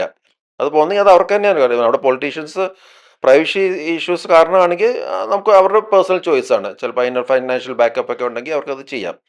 പക്ഷേ ഫെസിലിറ്റീസ് ഇല്ല എന്ന് പറഞ്ഞു പോകുന്നത് വെറും തെറ്റാണ്. കാരണം ഫെസിലിറ്റീസ് ഉണ്ട്. ഇവിടെ എല്ലാ ഒരുമാതിരി ഓൾമോസ്റ്റ് എല്ലാ ഡിസ്ട്രിക്ട്സിലും ഇപ്പം high level of treatment facilities ഉണ്ട്. വന്നു കഴിഞ്ഞു. ഡെഫിനറ്റ്ലി ഉണ്ട്. സർ, അടുത്തിടെ ഒരു ഫോളോ അപ്പ് പേഷ്യന്റ് ബോഡിയിൽ സിസേഴ്സ് കണ്ടെത്തിയ ഒരു കാര്യം ഉണ്ടായിരുന്നു. ആ സിസേഴ്സ് അവിടെ ഇരുന്നിട്ട് തന്നെ സർ വർഷങ്ങളോളം അത് അവിടെ ഇരിക്കുകയായിരുന്നു എന്നാ പറഞ്ഞത്. സോ നമ്മുടെ ഹോസ്പിറ്റൽസിൽ പ്രോപ്പർ ആയിട്ടുള്ള ഒരു സർജറി പ്രോട്ടോകോൾ ഉണ്ടോ സർ? ഡെഫിനറ്റ്ലി പ്രോട്ടോകോൾ വേണമല്ലോ. സർജറി ഇതിപ്പം 10-30 വർഷം മുമ്പ് നടന്ന ഒരു സംഭവമാണ്. ഇപ്പം നമ്മുടെ മെഡിക്കൽ കോളേജിലൊക്കെ ബേസിക് ഇഷ്യൂ എന്താന്ന് വെച്ച് കഴിഞ്ഞാൽ ഡോക്ടർ പേഷ്യൻ്റ് റേഷ്യോ വെച്ച് നോക്കുകയാണെങ്കിൽ ഈ number of patients a single doctor handles is much more than how he can handle number of patients. ഇപ്പോഴും മെഡിക്കൽ കോളേജിൽ അത് തന്നെയാണ്, സെയിം സിറ്റുവേഷനാണ്. അപ്പോൾ അവർക്ക് ശരിക്കും ഒരു ഡോക്ടർ പേഷ്യൻ്റ് റേഷ്യോ കറക്റ്റായിട്ട് നമ്മൾ മെയിൻറ്റെയിൻ ചെയ്യണം. Doctor nurse ratio, doctor patient ratio, അങ്ങനെ പേഷ്യൻ്റ് ICU റേഷ്യോ, അങ്ങനെ പല റേഷ്യോസ് ഉണ്ട്. ഇതെല്ലാം നമ്മൾ കറക്റ്റായിട്ട് മെയിൻറ്റെയിൻ ചെയ്യണം. പലപ്പോഴും പ്രൈവറ്റിലൊക്കെ എല്ലാം മെയിൻറ്റെയിൻ ചെയ്ത് ഒരുമാതിരി പോകാറുണ്ട്. പക്ഷേ മെഡിക്കൽ കോളേജിലെല്ലാം ഇതെല്ലാം വളരെ എക്സസ് ആണ്. അപ്പോൾ ഡെഫിനറ്റ്ലി ഒരു എക്സസ് കൊണ്ടുപോകുമ്പോൾ if you R over work definitely ഇതുപോലത്തെ മിസ്റ്റേക്സ് ഒക്കെ വരും. നമുക്ക് എന്ത് ചെയ്യാൻ പറ്റും? അപ്പോൾ നമ്മൾ സിസ്റ്റം ശരിയാക്കണം. ഇപ്പോൾ ബാക്ക് ടു ബാക്ക് സർജറീസ് ഒരു യൂറോളജിസ്റ്റൊക്കെ ചിലപ്പം ഒരു 15-20 കേസസ് ഒറ്റ ദിവസം ചെയ്യേണ്ടി വരും. അത്രമാത്രം ബാക്ക്ലോഗ്. നമ്മൾ ഒരു ദിവസം പോലും നമുക്ക് സ്ലോ ഡൗൺ ചെയ്യാൻ പറ്റത്തില്ല. കാരണം ഇന്നത് മാറ്റി വെച്ചാൽ പിറ്റേ ദിവസം അത് 25 മാറും. ബാക്കി പിറ്റേ ദിവസത്തെ 20-ഉം ഇപ്പോഴത്തെ ബാക്കി വരുന്ന 15-ഉം. അതുകൊണ്ട് അങ്ങനെ ഇൻറ്റൻസ് ആയിട്ട് വർക്ക് ചെയ്യുമ്പം മിസ്റ്റേക്സ് വരത്തില്ലേ? ഹ്യൂമൻസിന് മിസ്റ്റേക്സ് പറ്റത്തില്ല. അപ്പോൾ അത് സിസ്റ്റത്തിൻ്റെ കുഴപ്പമാണ്. എപ്പോഴും ഇതിനൊരു കറക്റ്റ് ചെക്ക് ചെയ്ത് പോകണമെങ്കിൽ 24 മണിക്കൂറൊന്നും പോരാ. ഒരു 24 മണിക്കൂർ ഷോർട്ട് കേസ് ആണെങ്കിൽ പോലും ഒരു 10-12 കേസുകളൊന്നും ഒരിക്കലും നമുക്ക് ചെയ്യാൻ പറ്റത്തില്ല. കാരണം ഓരോന്ന് ചെക്ക് ലിസ്റ്റൊക്കെ നോക്കി കറക്റ്റായിട്ട് ഇങ്ങനെ പോവുകയാണെങ്കിൽ. പക്ഷെ because of the number of patients ഈ മെഡിക്കൽ കോളേജിൽ പൂർ പേഷ്യൻസിന് മെഡിക്കൽ കോളേജ് അല്ലാതെ വേറെ ഓപ്ഷൻസ് ഇല്ല. അപ്പോൾ അവിടുത്തെ എണ്ണം ഭയങ്കരമായിട്ട് കൂടും. ഇപ്പോഴും വളരെ കൂടുതലാണ്. ബെഡ്സ് പോലും ഇല്ല. എല്ലാവരും ഒരു ബെഡ് 2 പേഷ്യൻസ് ബെഡിൻ്റെ അടിയിൽ കിടക്കുന്നു, ബെഡിൻ്റെ ഇടയിൽ കിടക്കുന്നു. സർ, ഇപ്പോഴും മെഡിക്കൽ കോളേജിൽ നമ്മൾ ഇപ്പോഴും അങ്ങനെ തന്നെ. നിലത്തൊക്കെ പാവിരിച്ച് ഇവരെ കിടത്തിയിരിക്കുന്ന അതെ, അതെ, അതെ. അവസ്ഥയിൽ എന്തെങ്കിലും മാറ്റം അത് ഉണ്ടോ മാറ്റം സർ? വരുത്തണം. മാറ്റം വരുത്തണ്ടേ? അത് ശരിക്കും വളരെ റോങ് ആയ സിസ്റ്റം അല്ലേ? അങ്ങനെ ഒരു ശരിക്കും പറഞ്ഞാൽ മെഡിക്കൽ കോളേജിൽ ഒരു പരിധിയോളം അഡ്മിഷൻ എടുക്കാൻ പാടില്ല. അപ്പം എടുക്കാൻ പാടില്ല എന്ന് പറയുമ്പോൾ അതിന് ബദലായിട്ടുള്ള ഫെസിലിറ്റി ഇപ്പം മെഡിക്കൽ കോളേജ് ഇങ്ങനെ എടുത്തോണ്ടിരിക്കുക. ഡോക്ടേഴ്സ് ഇങ്ങനെ കണ്ടിന്യൂസ് ആയിട്ട് വർക്ക് ചെയ്തുകൊണ്ടിരിക്കുക. സിസ്റ്റർമാർ ഇങ്ങനെ കണ്ടിന്യൂസ് ആയിട്ട് വർക്ക് ചെയ്തുകൊണ്ടേ ഇരിക്കുക. അപ്പോൾ ഒരിക്കലും ആ സിസ്റ്റം ശരിയാവത്തില്ല. ആ സിസ്റ്റം കറക്റ്റ് ആക്കണമെങ്കിൽ ഇതിൽ കൂടുതൽ പറ്റത്തില്ല എന്നുള്ള സ്ട്രിക്റ്റ് ആയിട്ടുള്ള നമ്മൾക്ക് ഗൈഡ് ലൈൻസ് വേണം. ആ ഗൈഡ് ലൈൻസ് ശരിക്കും ഇമ്പോസ് ചെയ്യേണ്ടതാണ്. അത് നമ്മൾ ഇനിയുള്ള കാലം അത് ശ്രദ്ധിക്കേണ്ട കാര്യം അതാണ്. അതായത് എല്ലാവർക്കും കറക്റ്റ് പ്രൈവറ്റിലാണെങ്കിലും എവിടെ പോയാലും അവർക്ക് ഫ്രീ ആയിട്ട് ട്രീറ്റ്മെൻറ്റ് കിട്ടാനുള്ള ഒരു സിസ്റ്റം നമ്മൾ കേരള ഡെവലപ്പ് ചെയ്യണം. അതിന് നല്ല ഗവൺമെൻറ്റിൻ്റെ മോണിറ്റർ ചെയ്തുകൊണ്ട് തന്നെ ഒരു proper insurance scheme, comprehensive insurance scheme നമ്മൾ ശരിക്കും കൊണ്ടുവരണം. ഇപ്പോൾ ഉള്ള ഇൻഷുറൻസ് ജസ്റ്റ് ഇങ്ങനെ ഒരു പക്ക ബിസിനസ് മോഡലല്ലാതെ ഒരു comprehensive insurance scheme with the control of the government ശരിക്കും കൊണ്ടുവരണം. എല്ലാവർക്കും ഫ്രീ ട്രീറ്റ്മെൻറ്റ് അവൈൽ ചെയ്യാൻ വേണ്ടിയുള്ള അത് ശരിക്കും കൊണ്ടുവരണം. അല്ലെങ്കിൽ ഇങ്ങനത്തെ ഒരുപാട് പ്രശ്നങ്ങൾ, അത് കാശില്ലാത്തവർ ഇങ്ങനത്തെ ഗവൺമെൻറ് പോകും. അവിടെ പോകുമ്പോൾ definitely doctors are always over worked. അപ്പോൾ എന്ത് ചെയ്യാൻ പറ്റും? Over worked sisters over worked ആണ്. ഓവർ വർക്ക്ഡ് ആകുമ്പോൾ ഡെഫിനറ്റ്ലി മിസ്റ്റേക്സ് വരും. Basically it is A problem of the system. ഇത്രയും ചോദിക്കുമ്പോൾ ഈ ഇൻഷുറൻസ് തട്ടിപ്പുകൾ സർ ഇപ്പം എത്രത്തോളം കേരളത്തിൽ നടക്കുന്നുണ്ട്? മെഡിക്കൽ ഇൻഷുറൻസ് ഇൻഷുറൻസ് തട്ടിപ്പുകൾ സർ, കാരണം സാറ് പറഞ്ഞു വളരെ ചീപ്പർ എമൗണ്ടിനൊക്കെ വലിയ നടക്കുന്നുണ്ടല്ലോ. അത് നടക്കും. ബേസിക്കലി നമ്മൾ കറക്റ്റായിട്ട് മോണിറ്റർ ചെയ്തില്ലെങ്കിൽ ഇതുപോലത്തെ ഒരുപാട് തട്ടിപ്പുകൾ വരും. നാളെ എവിടെ നമ്മൾ സോഫ്റ്റ് ആവുന്നോ അവിടെ എല്ലാം തട്ടിപ്പുകാർ കയറി വരും. അപ്പോൾ ഡെഫിനറ്റ്ലി ഇത് ഗവൺമെൻറ്റിൻ്റെ കൺട്രോളിലൂടെ തന്നെ ഇത് പോകണം. ഗവൺമെൻറ്റും ഇപ്പോൾ കറപ്ഷൻ വരാൻ പാടില്ല. നല്ല ട്രാൻസ്പെറൻ്റ് ആയിട്ടുള്ള നല്ല കൺട്രോളിലൂടെ തന്നെ കൊണ്ടുപോകണം. മെഡിക്കൽ ഇൻഷുറൻസിൽ ഡെഫിനറ്റ്ലി തട്ടിപ്പുണ്ട്. അത് സംശയമില്ലാത്ത കാര്യമാണ്. തട്ടിപ്പുകളുണ്ട്. അത് ഒരുപാട് പേര് പല രീതിയിലും ഇവർ കണ്ടിന്യൂസ് ആയിട്ട് ഇങ്ങനെ പ്രീമിയം അടിച്ചുകൊണ്ടേയിരിക്കും. ഇവർ അവൈൽ ചെയ്യാൻ ചെല്ലുമ്പോഴാണ് അവർ ഓരോ ക്ലോസ് പറയുന്നത്. ഇതിൻ്റെ അകത്ത് ലൈഫ് സ്റ്റൈൽ ഡിസീസ് ഇല്ല, ഇതിൻ്റെ അകത്ത് ആക്സിഡൻസ് ഇല്ല, ഇങ്ങനെ ഓരോ കാരണങ്ങൾ പറഞ്ഞ് അതിനെ റിജക്റ്റ് ചെയ്തുകൊണ്ടിരിക്കും. പിന്നെ നമ്മുടെ കേരളത്തിലെ ഏറ്റവും വലിയ പ്രോബ്ലം ഈ ഹെൽത്ത് ഇൻഷുറൻസിന് ഏറ്റവും വലിയ പ്രോബ്ലം എന്ന് വെച്ച് കഴിഞ്ഞാൽ മെൻ്റൽ ഹെൽത്തിന് ഒരു കവറേജ് ഇല്ല. നമ്മൾ ഇനിയുള്ള കാലം ഹെൽത്ത് കെയർ ഫേസ് ചെയ്യാൻ പോകുന്ന ഒരു മേജർ പ്രോബ്ലം എന്ന് മെൻ്റൽ ഹെൽത്താണ്. എല്ലാവരും ആർട്ടിഫിഷ്യൽ ഇൻ്റലിജൻസും അങ്ങനെ കാര്യങ്ങൾ ഡയഗ്നോസിസും ട്രീറ്റ്മെൻറ്റും ഒക്കെ വളരെ ഫാസ്റ്റായിട്ട് പോകും. ഈവൻ സർജറീസ് പോലും ആർട്ടിഫിഷ്യൽ ഇൻ്റലിജൻസ് വരെ പെട്ടെന്ന് ചെയ്യാൻ പറ്റും, വളരെ ഈസി ആവും. പക്ഷേ മെൻ്റൽ ഹെൽത്ത് ഇഷ്യൂസാണ് ഇനിയുള്ള കാലത്ത് നമ്മൾ ഭയങ്കരമായിട്ട് ഫേസ് ചെയ്യാൻ പോകുന്നത്. അതിനിപ്പോഴും ഈ ഇൻഷുറൻസ് കവറേജ് ഇല്ല. ഒരാൾക്കൊരു മെന്റൽ ഹെൽത്ത് ഇഷ്യൂസ് ഉണ്ടെങ്കിൽ ട്രീറ്റ് ചെയ്യാൻ പറ്റത്തില്ല. അത് എവിടെ പോകും? അപ്പോഴാണ് ഈ തട്ടിപ്പാര് മുഴുവൻ വരുന്നത്. ഇപ്പം നേരത്തെ ചോദിച്ചില്ലേ മറ്റേ ഇങ്ങനത്തെ ഒരുപാട് ക്ലിനിക്സുകൾ വരുന്നുണ്ടല്ലോ എന്ന്. അത് ഡെഫിനറ്റ്ലി നമുക്ക് ഒരു ഹോസ്പിറ്റൽസിലും മെന്റൽ ഹെൽത്തിന് ഇൻഷുറൻസ് കവറേജ് ഇല്ല. അത് വലിയൊരു ദോഷമാണ്. അതെന്തുകൊണ്ടാണ് ഒരാൾക്ക് ഒരു ആങ്സൈറ്റി ഡിസോർഡർ ഉണ്ട്, അല്ലെങ്കിൽ സ്ലീപ്പ് ഡിസോർഡർ ഉണ്ട്, സ്കിസോഫീനിയ, മാനിക് ഡിപ്രസീവ് സൈക്കോസ്, അങ്ങനെ പല രീതിയിലുള്ള അസുഖം വരുമ്പോൾ അതിന്റെ കാരണം പറഞ്ഞ് വേറെ ഏത് അസുഖം വന്നാലും അതിന്റെ മൊത്തം റിജക്ട് ചെയ്ത് കളയും. ഉം. അതെന്തൊരു അന്യായമായി കാണിക്കുന്നത്. അത് തെറ്റല്ല. അങ്ങനെ അങ്ങനെ ചെയ്യാൻ പാടില്ല.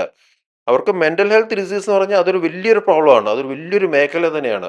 അതിന് സെപ്പറേറ്റ് ആയിട്ട് ഒരു വിങ് തന്നെ വേണം. ഗവൺമെന്റ് ലെവലിൽ മെന്റൽ ഹെൽത്ത് ഡിസീസിനെ ടാക്കിൾ ചെയ്യാനുള്ള ഒരു സെപ്പറേറ്റ് വിങ് തന്നെ വേണം. അത് നമ്മുടെ ചുറ്റും കണ്ടാൽ അറിയാം ഒത്തിരി പേർക്ക് മെന്റൽ ഹെൽത്ത് ഇഷ്യൂസ് ഉണ്ട്. പക്ഷെ അത് ഒരു ഇൻഷുറൻസ് കമ്പനിക്കാർ അത് അതിന്റെ പേരും പറയുന്നത് കംപ്ലീറ്റ് അവരുടെ ഒരാൾ പേഷ്യന്റ് വരുവാണ് ഒരു സർജറിക്ക് വേണ്ടി. എന്തെങ്കിലും എന്തൊരു സർജറി കഴിഞ്ഞിട്ട് ഇത് ക്ലെയിം ചെയ്യുന്ന സമയത്ത് അയാൾക്ക് മെന്റൽ ഹെൽത്ത് ഇഷ്യൂസിന് മരുന്ന് കഴിക്കുന്നുണ്ടെന്ന് പറഞ്ഞാൽ അതങ്ങ് റിജക്ട് ചെയ്യുക. അത് ശരിക്കും ഭയങ്കര തെറ്റായൊരു സിസ്റ്റമാണ്. അത് നമ്മളത് കറക്റ്റ് ചെയ്യണം. അപ്പം ഇതൊക്കെയാണ് ഈ തട്ടിപ്പെന്ന് പറയുന്നത്. മെന്റൽ ഹെൽത്ത് ഇഷ്യൂസ് നമുക്കെല്ലാം ഇത് ആർക്കാണ് മെന്റൽ ഹെൽത്ത് ഇഷ്യൂസ് ഇല്ലാത്തവരും ഒരുമാതിരിപ്പെട്ടവർക്കൊക്കെ ആങ്സൈറ്റി വരത്തില്ലേ. അപ്പം നമ്മളത് എപ്പോഴെങ്കിലും അതിനൊരു എന്തെങ്കിലും മരുന്നോ എന്തെങ്കിലും ഉം. ഒരു സൈക്കോളജിക്കൽ തെറാപ്പിയൊക്കെ എടുത്തിട്ടുണ്ടെങ്കിൽ ഉടനെ നമ്മളെ മെന്റലി അൺസ്റ്റേബിൾ എന്ന് പറഞ്ഞാൽ അങ്ങോട്ട് ഇൻഷുറൻസ് റിജക്ട് ചെയ്യുന്നതെന്ന് പറഞ്ഞാൽ വളരെ തെറ്റായൊരു സിസ്റ്റമാണ്. അത് തിരുത്തണം. എത്രയും പെട്ടെന്ന് അത് തിരുത്തണം.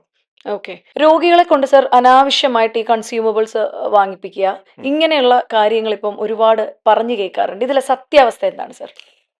നമ്മളിപ്പം നമ്മൾ പറഞ്ഞു ഇതെല്ലാം ഒരു പെർസെപ്ഷൻ ആണെന്നുള്ളത്. അപ്പോൾ ഒരു ഡോക്ടർ ഇങ്ങനെ നോക്കിയിട്ട് ഒരു പേഷ്യൻസിന് ഈ എത്ര കാര്യങ്ങളൊക്കെ സർജറിക്ക് ഇത്ര സാധനങ്ങൾ ആവശ്യമുണ്ട് അല്ലെങ്കിൽ എത്ര മരുന്ന് ആവശ്യമെന്ന് പറയുമ്പം അത് വേറൊരാളുടെ പെർസെപ്ഷനിൽ അത് എത്രയും വേണ്ടതെന്ന് തോന്നുവാണെങ്കിൽ ചിലപ്പോൾ രണ്ടുപേരും പറയുന്നത് ശരിയായിരിക്കാം. പക്ഷെ അത് ഒരാളുടെ പെർസെപ്ഷനും മറ്റേയാളുടെ പെർസെപ്ഷനും തമ്മിൽ ക്ലാഷ് വരുമ്പോഴാണ് ഇങ്ങനത്തെ സ്റ്റോറീസ് വരുന്നത്. തട്ടിപ്പ്, ആവശ്യമില്ലാതെ ഉം. ചെയ്യിപ്പിച്ചു എന്നുള്ളത്. അതെല്ലാം ഏത് ഫീൽഡിലും ഉണ്ട്. അത് മെഡിക്കൽ മാത്രമല്ല. അത് ഏത് ഫീൽഡിലും ഉണ്ട്. അപ്പോൾ ഈ രണ്ട് പേരുടെ ഡിഫറൻസ് ഓഫ് ഒപ്പീനിയനിൽ വരുമ്പോഴേക്കും അത് ഒരാളുടെ തട്ടിപ്പും മറ്റേയാളുടെ ശരി, അല്ലെങ്കിൽ മറ്റേയാളുടെ തട്ടിപ്പും ഇയാളുടെ ശരി എന്നുള്ള രീതിയിലുള്ള അത് മെഡിക്കൽ ഫീൽഡിൽ വളരെ കോമൺ ആയിട്ട് നടക്കുന്ന ഒരു സംഭവമാണ്. പക്ഷേ നമ്മൾ എന്ത് ട്രീറ്റ്മെൻറ്റ് ചെയ്താലും ഏത് ഡോക്ടർ ട്രീറ്റ്മെൻറ്റ് ചെയ്താലും അവരുടെ ട്രീറ്റ്മെൻറ്റിനെ he should be able to justify. അത് ഉം. അത് ഏത് ഡോക്ടറായാലും അത് ഉറപ്പിക്കണം. നമ്മുടെ ട്രീറ്റ്മെൻറ്റ് അപ്പം നമ്മുടെ ട്രീറ്റ്മെൻറ്റ് ശരിയല്ല എന്ന് പറഞ്ഞാൽ ഏതെങ്കിലും ഡോക്ടർ വേറെ ഏതെങ്കിലും ഡോക്ടർ പറയുകയാണെങ്കിൽ നമ്മുടെ ട്രീറ്റ്മെൻറ്റ് ശരിയാണെന്ന് ജസ്റ്റിഫൈ ചെയ്യാനുള്ള ഒരു സയൻറ്റിഫിക് ബാക്ക്ഗ്രൗണ്ട് ഉണ്ടായിരിക്കണം, ബാക്കപ്പ് ഉണ്ടായിരിക്കണം. എന്നാൽ പിന്നെ കുഴപ്പമില്ല. ചിലപ്പം ആൾട്ടർനേറ്റീവ് മെഡിസിൻകാർ നമ്മുടെ ട്രീറ്റ്മെൻറ്റിനെ ചലഞ്ച് ചെയ്യുമായിരിക്കും. അപ്പം നമ്മൾ അത് ചലഞ്ച് ചെയ്യുമ്പോൾ നമുക്ക് സയൻറ്റിഫിക് ബാക്കപ്പ് ഉണ്ടെങ്കിൽ നമ്മളത് പേടിക്കേണ്ട കാര്യമില്ല. അപ്പം അതാണ് നമ്മൾ ശ്രദ്ധിക്കേണ്ടത്. അല്ല ആൾക്കാർ ഇങ്ങനെ മിസ്കൺസെപ്ഷൻ വെച്ച് ആൾക്കാർ ഇങ്ങനെ ഒരു കംപ്ലീറ്റ് കൺഫ്യൂസ്ഡ് ആണെന്നതിൽ അർത്ഥമൊന്നുമില്ല. കാരണം ഒരുപാട് റോങ് ഇൻഫർമേഷൻസ് വളരെയധികം സോഷ്യൽ മീഡിയയിൽ സർക്കുലേറ്റ് ചെയ്യുന്നുണ്ട്. ഏത് ശരി ഏത് തെറ്റെന്ന് പറഞ്ഞ് ഒരുമാതിരിപ്പെട്ടവർക്കൊന്നും അത് തിരിച്ച് അറിയാൻ കഴിയത്തില്ല. അറ്റ്ലസ് നമ്മൾ അത്ര എഫേർട്ട് എടുത്ത് അതിനെ മനസ്സിലാക്കാൻ ശ്രമിച്ചില്ലെങ്കിൽ. അപ്പം ഡെഫിനറ്റ്ലി ഇതുപോലത്തെ പല രീതിയിലുള്ള കോൺട്രവേഴ്സീസും വരും.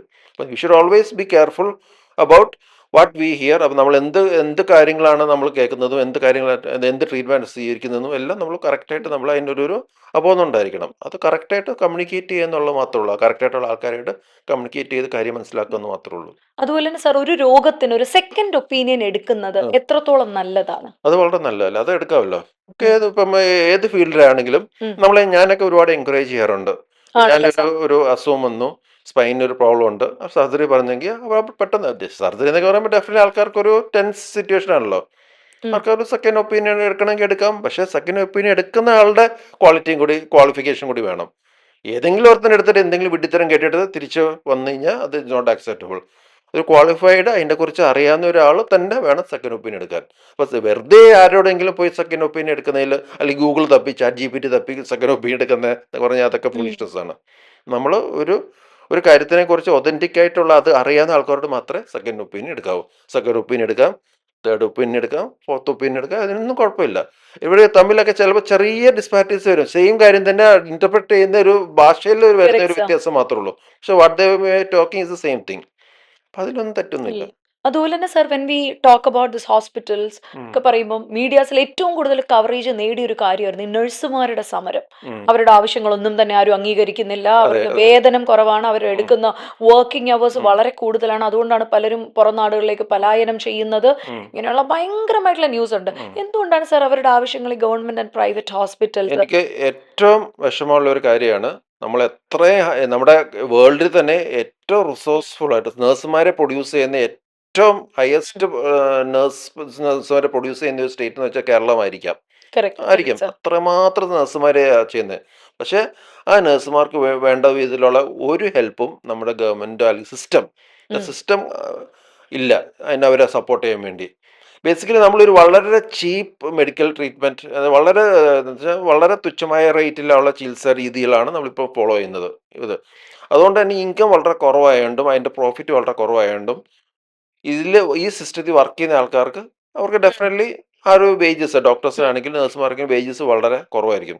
ഇപ്പോൾ വിദേശ രാജ്യങ്ങളിലൊക്കെ പോയി കഴിഞ്ഞാൽ അവരുടെ കുറച്ചും കൂടി ആ ഒരു ബേസിക് ഇൻഷുറൻസ് ബാക്കപ്പും ഇതൊക്കെ ഉള്ളതുകൊണ്ട് ഡെഫിനറ്റ്ലി അവരുടെ ആ പ്രോഫിറ്റ് ഒക്കെ വളരെ കൂടുതലായിരിക്കും. കുറച്ചും കൂടി നല്ല കുറച്ച് ഹൈ പ്രോഫിറ്റബിൾ ആയതുകൊണ്ട് ആ സിസ്റ്റത്തിൽ വർക്ക് ചെയ്യുന്ന ആൾക്കാർക്ക് അതിൻ്റെ ബെനിഫിറ്റ് കിട്ടും.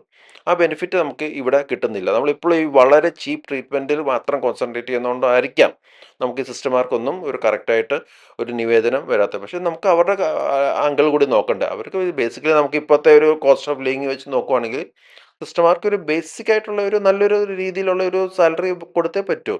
അല്ലെങ്കിൽ എന്താ സംഭവിക്കുന്നത് വെച്ചാൽ ഇപ്പോഴത്തെ ഒരു എക്സ്പീരിയൻസ് സിസ്റ്റേഴ്സിനെ കിട്ടാൻ ഭയങ്കര പാടാണ്.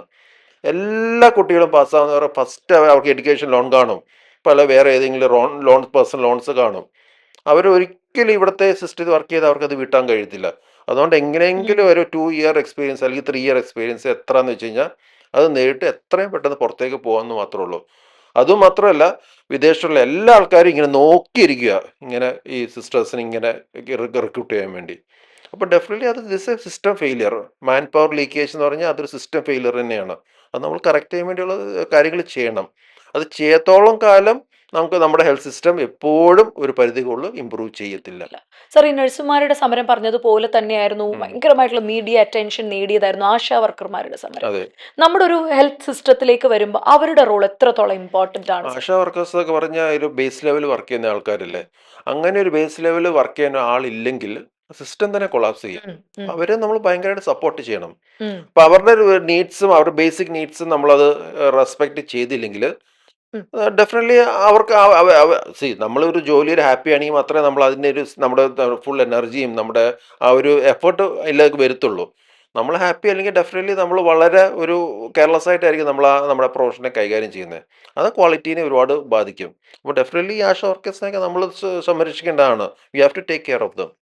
ഓക്കെ സർ, അതുപോലെ തന്നെ ഈ വാഹന അപകടവുമായി ബന്ധപ്പെട്ട് വരുന്ന മെഡിക്കോ ലീഗൽ കേസസ് മാനേജ് ചെയ്യുന്ന കുറേ ഏജൻസീസ് ഇപ്പൊ കേരളത്തിൽ പ്രവർത്തിക്കുന്നുണ്ട്. ചികിത്സയ്ക്കുള്ള പേയ്മെന്റ് ഫുള്ള് അവർ ചെയ്യും, എന്നിട്ട് ലീഗൽ പ്രൊസീജിയേഴ്സ് എല്ലാം കഴിയുമ്പോഴത്തേക്കും പൈസ ഏജൻസി വാങ്ങിക്കും. ഇത്തരം ഏജൻസികളെ ശരിക്കും ആശ്രയിക്കുന്നത് കൊണ്ട് എന്തെങ്കിലും തെറ്റുണ്ടോ സർ? നമ്മളിപ്പോൾ ഒരു പേഷ്യൻ്റ് വരുവാണ്, ഒരു പുവർ പേഷ്യൻ്റ്, ഒരു ട്രീറ്റ്മെൻറ്റ് അഫോർഡ് ചെയ്യാൻ പറ്റുന്നില്ല. പക്ഷേ അവർക്ക് ക്വാളിറ്റിയിൽ കോംപ്രമൈസ് ചെയ്യാൻ പറ്റും. മിക്കവാറും ഈ ആക്സിഡൻസിൻ്റെ അകത്ത് വിക്ടിംസ് പറഞ്ഞാൽ എപ്പോൾ ഈ ബ്രെഡ് വിന്നേഴ്സ് ആയിരിക്കും. ഈ യങ് മെയിൽസ് അല്ലെങ്കിൽ യങ് പീപ്പിൾ ആയിരിക്കും. ഈ വണ്ടി ഓടിച്ചെടുക്കുന്ന അങ്ങനത്തെ ആൾക്കാരായിരിക്കും, ആക്റ്റീവായിട്ടുള്ള ആൾക്കാർ. അപ്പോൾ അവരുടെ ലൈഫ് എന്ന് വെച്ച് കഴിഞ്ഞാൽ അവരുടെ കുടുംബത്തിന് ഭയങ്കര പ്രീഷ്യസ് ആണ്. അപ്പം അവർ അങ്ങനത്തെ ഒരു പേഷ്യൻ്റ് അഡ്മിറ്റ് ആയി, ഒരു 30 വയസ്സുള്ള ഒരു ആൾ ഒരു അഡ്മിറ്റ് ആയി കഴിഞ്ഞാൽ അയാൾ ജസ്റ്റ് മാരീഡ് ആയിരിക്കും, 2 കുട്ടികൾ കാണും. അയാളുടെ life is so precious that the family will go to any extent to get him treated. അപ്പോൾ അവർക്കൊരു ഫൈനാൻഷ്യൽ ബാക്കപ്പ് ഇല്ലെങ്കിൽ ഡെഫിനറ്റ്ലി അവർക്ക് പല രീതിയിലുള്ള കാര്യങ്ങളും ഇൻഷുറൻസ് ചിലപ്പോൾ കാണത്തില്ല.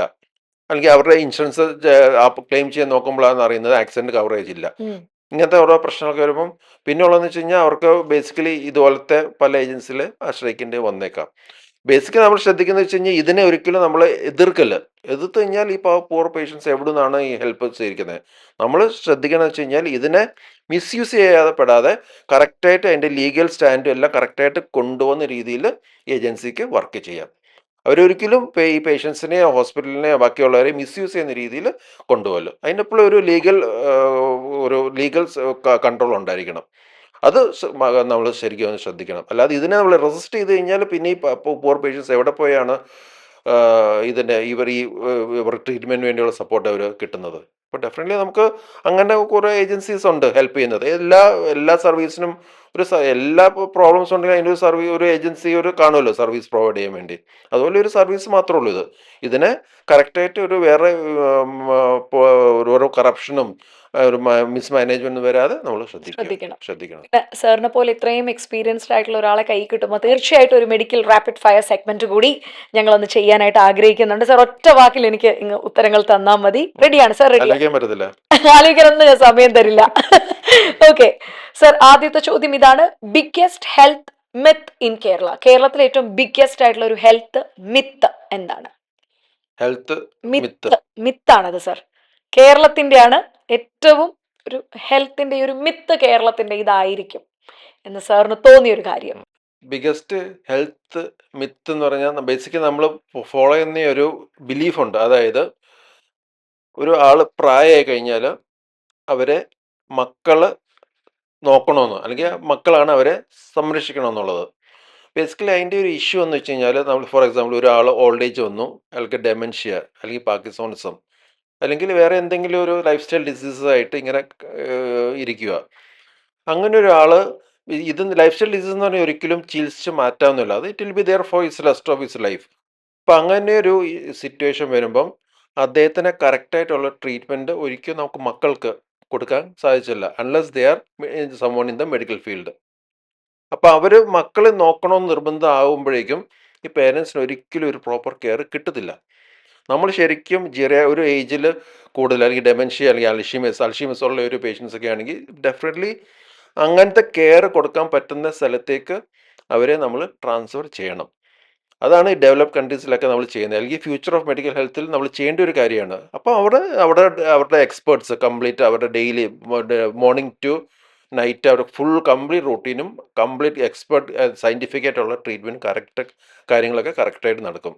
നമ്മൾ വീട്ടിൽ ഇരുന്ന് നോക്കാൻ ശ്രമിച്ചു കഴിഞ്ഞാൽ പലപ്പോഴും നമ്മൾ എന്താ ചെയ്യുന്നത്, വീട്ടിൽ അവരെ എപ്പോഴും ലോക്ക് ചെയ്തിടും, അവരൊന്നും ചെയ്യാൻ സമ്മതിക്കത്തില്ല. കാരണം അവരെ എൻഗേജ് ചെയ്യാതിരിക്കാൻ വേണ്ടി. അത് ശരിക്കും പറഞ്ഞാൽ ഭയങ്കര ക്രൂരതയാണ് ചെയ്യുന്നത്. നമ്മൾ ഇൻഡയറക്റ്റായിട്ട് ചെയ്യുന്ന ഒരു ക്രൂരതയാണ് പേരൻസിനോട്.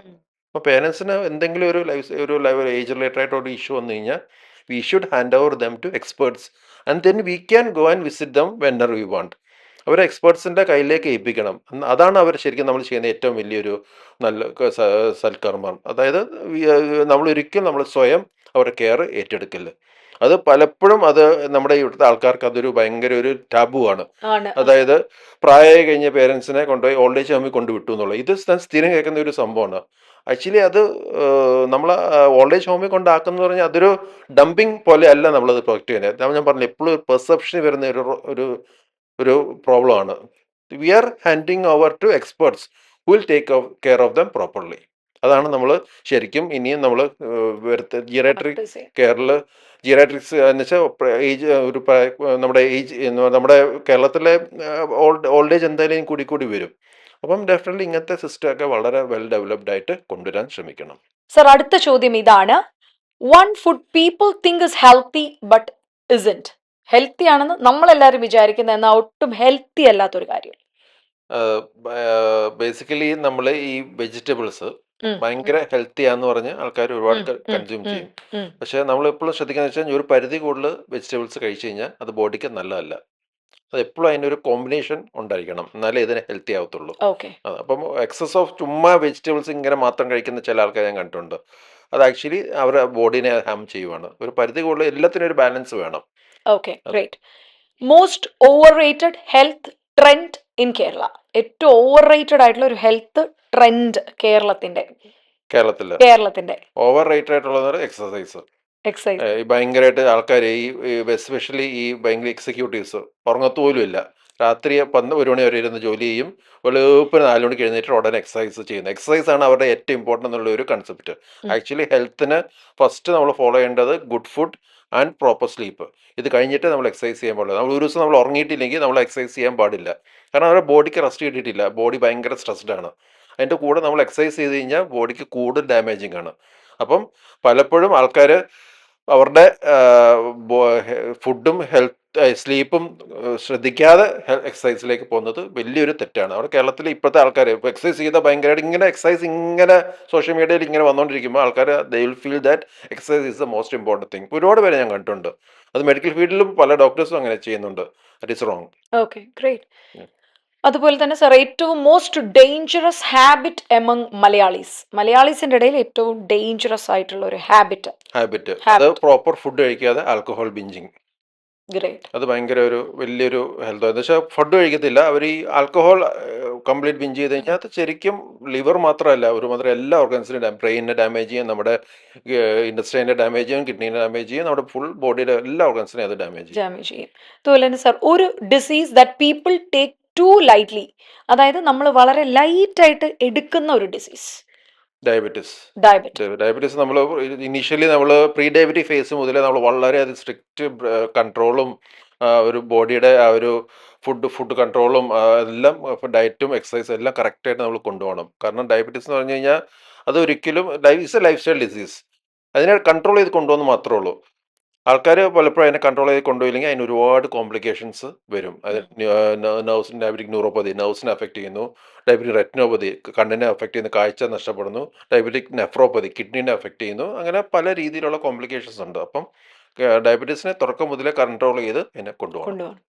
സർ അതുപോലെ are hospital bills justified, yes or no? Hospital bills justified ആണോ?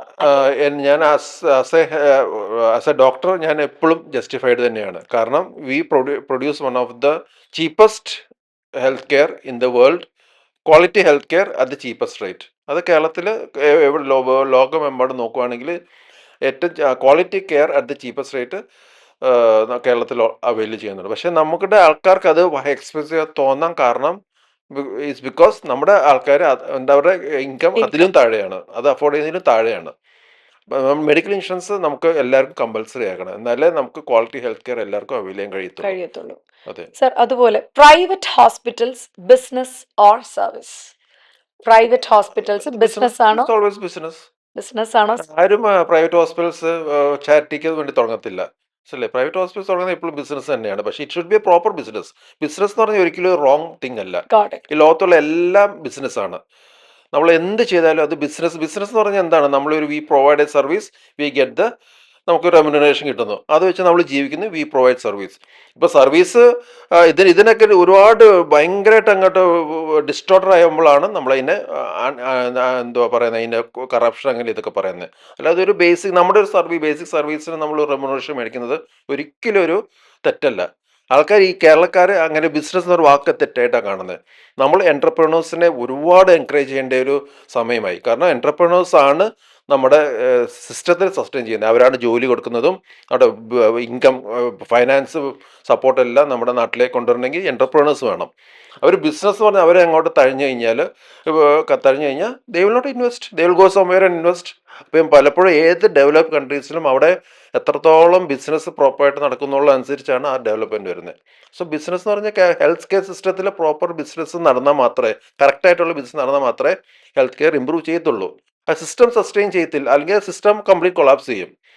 ഒരാൾ ഒരു ആശുപത്രി തുടങ്ങിയിട്ട് എല്ലാവർക്കും ഇങ്ങനെ സബ്സിഡൈസ് ട്രീറ്റ്മെൻറ്റ്, ഫ്രീ ട്രീറ്റ്മെൻറ്റ് കൊടുത്തു എന്ന് കഴിഞ്ഞ് കഴിഞ്ഞാൽ അയാൾക്ക് ഒരു മാസം പോലും he won't be able to run the hospital. കാരണം they should be a system. ഒരു ഹോസ്പിറ്റലാണ് ചെയ്യണമെങ്കിൽ ആ കറക്റ്റ് സിസ്റ്റം ഉണ്ടായിരിക്കും, അതിനൊരു പ്രോഫിറ്റ് ഉണ്ടാകണം. ആ പ്രോഫിറ്റ് വെച്ചുകൊണ്ടാണ് ആ സിസ്റ്റം റൺ ചെയ്യുന്നത്. അതിന് ഒരുപാട് എക്സസ് പ്രോഫിറ്റ് ഉണ്ടാകാൻ വേണ്ടി ഈ വളരെ കറക്റ്റായിട്ടുള്ള അൺറിയലിസ്റ്റിക് അങ്ങനത്തെ കാര്യങ്ങളൊന്നും ചെയ്യില്ല, വളരെ റോങ് ആയിട്ടുള്ള കാര്യങ്ങളൊന്നും ചെയ്യില്ല. പക്ഷേ കറക്റ്റായിട്ടുള്ള രീതി പോയി കഴിഞ്ഞാൽ ഇത് സിസ്റ്റം ഈസ് കറക്റ്റ്, പ്രോഫിറ്റും ഉണ്ടാവും, സർവീസും നല്ലതായിരിക്കും, the patients will be happy. Great. അതുപോലെ sir the next question, one medical test everyone should do above 30? One medical test, അതായത് 30 കഴിഞ്ഞ ഒരാൾ ചെയ്തിരിക്കേണ്ട ഒരു മെഡിക്കൽ ടെസ്റ്റ് എന്താണ്? 30 കഴിഞ്ഞ ഏതൊരാളും ചെയ്തിരിക്കേണ്ട ഒരു മെഡിക്കൽ ടെസ്റ്റ്? എക്കോകാർഡിയോഗ്രാഫി. എന്താണെന്നും കൂടെ സാർ? എക്കോകാർഡിയോഗ്രാഫി വെച്ചാൽ ഹാർട്ടിന്റെ കപ്പാസിറ്റി നോക്കുന്നതാണ്. ഓക്കെ. അപ്പോൾ അത് ചെയ്യുവാണെങ്കിൽ നമ്മുടെ ഹാർട്ടിന്റെ പമ്പിങ് എല്ലാം കറക്റ്റ് ആണോ എന്നുള്ളത് അറിയാൻ പറ്റുമായിരിക്കും. പക്ഷെ ഒരുപാട് കാര്യങ്ങളുണ്ട്, അത് ഒരു കാര്യം മാത്രമല്ല. എന്നാലും സാറ് ഫസ്റ്റ് സജസ്റ്റ് ചെയ്യുന്ന പ്രയോറിറ്റി ലിസ്റ്റിൽ ഫസ്റ്റിൽ സാറ് സജസ്റ്റ് ചെയ്യുന്ന great. Are supplements over used today? കാരണം ഇന്ന് എല്ലാവരും സാർ മിനിമം ഒരു പ്രോട്ടീൻ പൗഡറെങ്കിലും എടുക്കാത്ത ആരും കേരളത്തിൽ ഉണ്ടാവില്ല. സപ്ലിമെന്റ്സ് പലപ്പോഴും ഓവർ യൂസ് ചെയ്യാറുണ്ട്. അപ്പം നമ്മളൊരു കറക്റ്റായിട്ട് ഒരു നല്ലൊരു ബാലൻസ്ഡ് ആയിട്ട് കഴിക്കുകയാണെങ്കിൽ നമുക്ക് സപ്ലിമെന്റ്സിന്റെ ആവശ്യമില്ല. പിന്നെ നമുക്ക് എന്തെങ്കിലും ഒരു ന്യൂട്രീഷൻ ഡെഫിഷ്യൻസി ഉണ്ട്, അല്ലെങ്കിൽ എന്തെങ്കിലും സ്പെസിഫിക് അസുഖം കാരണം ന്യൂട്രീഷൻ ഡെഫിഷ്യൻസി വരുന്നുണ്ടെങ്കിൽ ആ സമയത്ത് മാത്രമേ സപ്ലിമെന്റ്സിന്റെ റോൾ ഉള്ളൂ. അതല്ലാതെ ഒരു ഹെൽത്തി ആയിട്ട് ഒരാൾ നല്ല പ്രോപ്പറായിട്ട് ഒരു ബാലൻസ്ഡ് ഡയറ്റ് കഴിക്കുവാണെങ്കിൽ സപ്ലിമെന്റ്സിന്റെ ആവശ്യം ഇല്ല. ഇല്ല. ഇല്ല. Are Malayalis misusing antibiotics? Yes. Malayalis yes. ആണ്. ആന്റിബയോട്ടിക്സ് ഭയങ്കരമായിട്ട് മിസ്യൂസ് ചെയ്യും. ബേസിക്കലി അതിന്റെ പ്രോബ്ലം എന്ന് വെച്ച് കഴിഞ്ഞാൽ സി നമുക്ക് എന്തെങ്കിലും ഒരു ചെറിയ തോതിൽ ഒരു ഇൻഫെക്ഷനൊക്കെ വന്നു കഴിഞ്ഞാൽ നമ്മൾ ആന്റിബയോട്ടിക്സ് കഴിച്ച് കഴിഞ്ഞാൽ പെട്ടെന്ന് നമ്മൾ കുറയും. അത് നാച്ചുറലാണ്, അത് ഉള്ള സത്യമാണ്. പക്ഷെ എല്ലാ ചെറിയ ഇൻഫെക്ഷനും നമ്മൾ നമ്മുടെ ഇമ്മ്യൂൺ സിസ്റ്റത്തിനെയും കൂടി സ്റ്റിമുലേറ്റ് ചെയ്യിപ്പിക്കണം. നമ്മൾ എപ്പോഴും ആന്റിബയോട്ടിക്സ് ആശ്രയിച്ചുകൊണ്ടിരിക്കുക നമ്മുടെ ഇന്നേറ്റ് ഇമ്മ്യൂണിറ്റി, അതായത് നമ്മുടെ ബോഡിയിലുള്ള ഇമ്മ്യൂണിറ്റി വർക്ക് ചെയ്തില്ലെങ്കിൽ നമ്മൾ ബേസിക്കലി നമ്മുടെ ഇമ്മ്യൂൺ ലെവൽ കുറഞ്ഞു കുറഞ്ഞു വരും. അപ്പോൾ ചെറിയ തോതിലുള്ള ഇൻഫെക്ഷൻ ഒക്കെ ആണെങ്കിൽ നമ്മുടെ ബോഡിയുടെ ഇമ്മ്യൂണിറ്റിനെ നമ്മൾ മാക്സിമം യൂട്ടിലൈസ് ചെയ്യുക എന്നുള്ളതാണ്. ഒരു പരിധി കൂടുതൽ പറ്റിയില്ലെങ്കിൽ മാത്രമേ നമ്മൾ ശരി. ആന്റിബയോട്ടിക്സ് യൂസ് ചെയ്യാൻ പാടുള്ളൂ വിത്ത് സയന്റിഫിക് അഡ്വൈസ് അല്ലെങ്കിൽ Right. Professional advice. Great. മനസ്സിലായില്ലേ? Sir, is Kerala facing a diabetes epidemic? Kerala കേരളത്തിൽ നമ്മളെ ബേസിക്കലി കേരള ഇസ് തമിഴ്നാടാണ് ശരിക്കും ഡയബറ്റിക് ക്യാപിറ്റൽ ഓഫ് ഇന്ത്യ എന്ന് ഞങ്ങൾ പറയുന്നത്. സൗത്ത് ഇന്ത്യയിൽ തമിഴ്നാട്. ബേസിക്കലി അവരുടെ ഫുഡ് ഹാബിറ്റ്സ് ആണ്, ദേ are so rich in carbohydrates. Masala dosa അതിൻ്റെ അത് കാർബോഹൈഡ്രേറ്റ്സേ ഉള്ളൂ. ദോശയും കിഴങ്ങും, പുട്ടും പഴവും ശരിക്കും പറഞ്ഞാൽ ഫുൾ കാർബോഹൈഡ്രേറ്റ് ആണ്. അപ്പോൾ ഈ ശരിക്കും പറഞ്ഞാൽ നമ്മൾ വെസ്റ്റേൺ കൺട്രീസിലൊക്കെ നമ്മൾ നോക്കിക്കഴിഞ്ഞാൽ അവിടെ കുറച്ച് കാർബോഹൈഡ്രേറ്റ്സ് ഉള്ളൂ. അവർ കൂടുതൽ പ്രോട്ടീൻ, ഫാറ്റ്, വെജിറ്റബിൾസ്, ഫ്രൂട്ട്സ് അതൊക്കെയാണ് കൂടുതൽ ശ്രദ്ധിക്കുന്നത്. അപ്പം നമ്മൾ ആ ഒരു സിസ്റ്റം ഫോളോ ചെയ്യാതെ നമ്മളിപ്പോൾ ഈ ഭയങ്കര കാർബോഹൈഡ്രേറ്റ് റിച്ച് ഫുഡ് ചെയ്ത് കഴിഞ്ഞാൽ നമ്മുടെ ഡയബറ്റിക് ടെൻഡൻസി ഉള്ള ആൾക്കാരൊക്കെ പെട്ടെന്ന് ഡയബറ്റിക് ആയി മാറും. അപ്പോൾ നമുക്ക് ഡയറ്റ് ഒരു വലിയൊരു ഫാക്ടർ, ഡയബറ്റീസിൻ്റെ ഒരു വലിയൊരു പ്രീകോസ് എന്ന് വെച്ചാൽ നമ്മുടെ ഇംപ്രോപ്പർ ഡയറ്റ് ആണ്, ഹാബിറ്റ്സ് തന്നെയാണ്. അപ്പം Keralise each too much carbohydrate, ചോറ് ഭയങ്കരമായിട്ട് ഹെവി എമൗണ്ട് ഓഫ് റൈസ്, പിന്നെ പൊറോട്ട അങ്ങനത്തെ സാധനങ്ങളൊക്കെ കാർബോഹൈഡ്രേറ്റ് റിച്ച് ആയിട്ടുള്ള ഫുഡ്, ബേക്കറി ഐറ്റംസ്, ഷുഗർ, ഇതെല്ലാം ഭയങ്കരമായിട്ട് ആവശ്യത്തിലും കൂടുതലാണ് consumption. At the same time മറ്റ് ന്യൂട്രിയൻസ് ഒക്കെ കുറവാണ്. അപ്പോൾ ഡെഫിനറ്റ്ലി ഡയബറ്റീസിനുള്ള ചാൻസ് കൂടുതലാണ്. Sir, why is heart attack increasing among youngsters so rapidly? There are so many factors. അത് ബേസിക്കലി നമ്മുടെ ലൈഫിൽ വന്നേക്കുന്ന ലൈഫ് സ്റ്റൈൽ ചേഞ്ചസ് ആണ്. സ്ട്രെസ് ഒരു വലിയൊരു ഫാക്ടർ. സ്ട്രെസ് കാരണം ഈ ഒരുപാട് ബോഡിയിലുള്ള ഈ കോർട്ടിസോള്, അഡ്രിനലിൻ എന്നൊക്കെ പറഞ്ഞ ഹോർമോൺസ് ബോഡി ഭയങ്കരമായിട്ട് കൂടുമ്പം അവിടെ വെസൽസിലൊക്കെ ഒരുപാട് ചേഞ്ചസ് വന്ന് അതിങ്ങനെ ഒരുപാട് ബ്ലോക്കേജ് കാര്യങ്ങളൊക്കെ വരും. പിന്നെ sedentary lifestyle, obesity, excess walking, irregular food habits, lack of sleep, ഇതെല്ലാം കൂടുതലാണ്. കാരണം ഈ യങ്സ്റ്റേഴ്സിലൊക്കെ സ്ട്രെസ് കാരണം ഇങ്ങനത്തെ എല്ലാ ഫാക്ടേഴ്സും കൂടെ വരും. ഇതെല്ലാം കൂടി വരുമ്പോൾ ഡെഫിനറ്റ്ലി ഹാർട്ടിനെ ഒരുപാട് എഫക്റ്റ് ചെയ്യും, അറ്റാക്ക് വരും. അതിൽ നമ്മളൊന്നും അതിശയിക്കാനില്ലല്ലോ. ബേസിക്കലി നമ്മൾ പഴയ ആ ഒരു ഹെൽത്തി സിസ്റ്റം അല്ല, വളരെ ഹെൽത്തി ആയിട്ടുള്ള ഒരുപാട് കാര്യങ്ങൾ നമ്മൾ ചെയ്യുന്നുണ്ട്. Definitely that will affect the heart. Biggest mistake patients make before visiting a doctor? അതായത് ഡോക്ടറെ കാണുന്നതിന് മുമ്പ് ഒരു പേഷ്യന്റ് ഉണ്ടാക്കുന്ന ഏറ്റവും തെറ്റായിട്ടുള്ള അത് തീരുമാനം. ബേസിക്കലി റോങ് ആയിട്ടുള്ള സോഷ്യൽ മീഡിയ ഡയഗ്നോസിസുമായിട്ട് വന്ന് അതിന് യാതൊരു ധാരണയില്ലാത്ത ആൾക്കാരോട് ഒപ്പീനിയൻ എടുത്തിട്ട് പിന്നെ ഡോക്ടറിൻ്റെ അടുത്ത് വന്ന് ഡോക്ടർ കറക്റ്റായിട്ട് ഇങ്ങനെ പറഞ്ഞുകൊണ്ടിരിക്കുമ്പം ഇവരുടെ മൈൻഡ് ദേ ആർ ഓൾറെഡി എന്നുവെച്ചാൽ ഓൾറെഡി അവർക്ക് presumed that this is the diagnosis and this is the treatment എന്നുള്ളത്. അപ്പം ദേ വിൽ നോട്ട് ആക്സെപ്റ്റ്. അതിങ്ങനെ വെറുതെ ഡോക്ടറുടെ അടുത്ത് അറിയിച്ചുകൊണ്ടിരിക്കും. ഇപ്പോൾ ഡോക്ടറുടെ സമയം കളയുന്നു, അവരുടെ സമയം കളയുന്നു. അവസാനം ചില ഡോക്ടേഴ്സൊക്കെ സ്ട്രോങ് ആയിട്ട് എതിർത്ത് നിങ്ങൾ റോങ് ആണെന്നൊക്കെ പറയും. പക്ഷെ ഞാനൊക്കെ മിക്കവാറും ഞങ്ങൾ ഫൈറ്റ് ചെയ്യാൻ പോകാറില്ല. നിങ്ങൾക്ക് അതാണ് വിശ്വാസമെങ്കിൽ പിന്നെ എന്തിനാ എൻ്റെ അടുത്ത് വന്നതെന്നുള്ളത് ചോദിച്ച് ഞങ്ങളുടെ വളരെ സോഫ്റ്റ് ആയിട്ട് ഒതുക്കും. പക്ഷേ നമ്മൾ ശരിക്കും പറഞ്ഞാൽ that is A very wrong thing. Because നമ്മൾ ഒരുപാട് എക്സ്പെർട്സിനെ കാണാൻ പോകുമ്പം നമ്മൾ എക്സ്പെർട്സ് പറയുന്നത് കേൾക്കണം. നമ്മൾ ഇപ്പം ഞാൻ എൻ്റെ ഫീൽഡിൽ ഞാൻ അത്ര പഠിച്ചുകൊണ്ടാണ് ഞാൻ എക്സ്പെർട്ട് എന്ന് പറയുന്നത്. എന്ന് വിചാരിച്ച് ഞാൻ ഒരു എൻ്റെ അടുത്ത് ഒരു കമ്പ്യൂട്ടർ ഒരാളോട് അഡ്വൈസ് ചെയ്യുമ്പോൾ കമ്പ്യൂട്ടറിനെ കുറിച്ച് എന്തൊക്കെയോ അങ്ങ് പറഞ്ഞിട്ട് ഞാൻ എക്സ്പെർട്ടാണ് ചെയ്യുന്നത്, ഞാനൊരു ഫൂളല്ലേ? ഞാനൊരു ഫൂളാണ്, കേൾക്കുന്ന ആളും അതിലും വലിയ ഫൂളാണ്. അപ്പം നമുക്ക് ശരിക്കും പറഞ്ഞ് we should receive advice from people if you are convince that they know the things are they are doing the work and അവർ അതിലൊരു എക്സ്പെർട്ടാണെന്ന് കൺവിൻസ്ഡ് ആണെങ്കിൽ മാത്രമേ അവരുടെ നമ്മൾ സ്വീകരിക്കാവൂ. അല്ലാതെ ആരെങ്കിലും എന്തെങ്കിലും പറയുന്നതും കേട്ടോണ്ട് നമ്മൾ ഒരിക്കലും അതിന് നമ്മളെ മൈൻഡ് രജിസ്റ്റർ ചെയ്യില്ല. അങ്ങനെ ചെയ്യുമ്പോഴാണ് നമ്മൾ എപ്പോഴും മിസ്റ്റേക്സ് ചെയ്യുന്നത്. അതുപോലെ തന്നെ sir, self medication becoming A crisis in Kerala yes. ആണ്. സെൽഫ് മെഡിക്കേഷൻസ് പലപ്പോഴും ഗൂഗിൾ ഡോക്ടറിൻ്റെ ഹെൽപ്പോട് കൂടി സെൽഫ് മെഡിക്കേഷൻസ് ഒരുപാട് ചെയ്യുമ്പം അതിൻ്റെ ഒരുപാട് അബദ്ധങ്ങൾ നമ്മൾ സ്ഥിരം കാണാറുണ്ട്, ഇഷ്ടം പോലെ. അത് വളരെ കോമൺ ആണ് ഈ സെൽഫ് മെഡിക്കേഷൻസ് അബദ്ധങ്ങൾ കാണിച്ച് നമ്മുടെ അടുത്ത് വരുന്നത്. ആണ്. ഒന്നും ചെയ്യാൻ പറ്റത്തില്ല. Sir, one medicine people misuse the most. ഒരു മെഡിസിൻ, അതായത് ഏറ്റവും കൂടുതൽ ആൾക്കാർ മിസ്യൂസ് ചെയ്യുന്ന ഒരു medicine.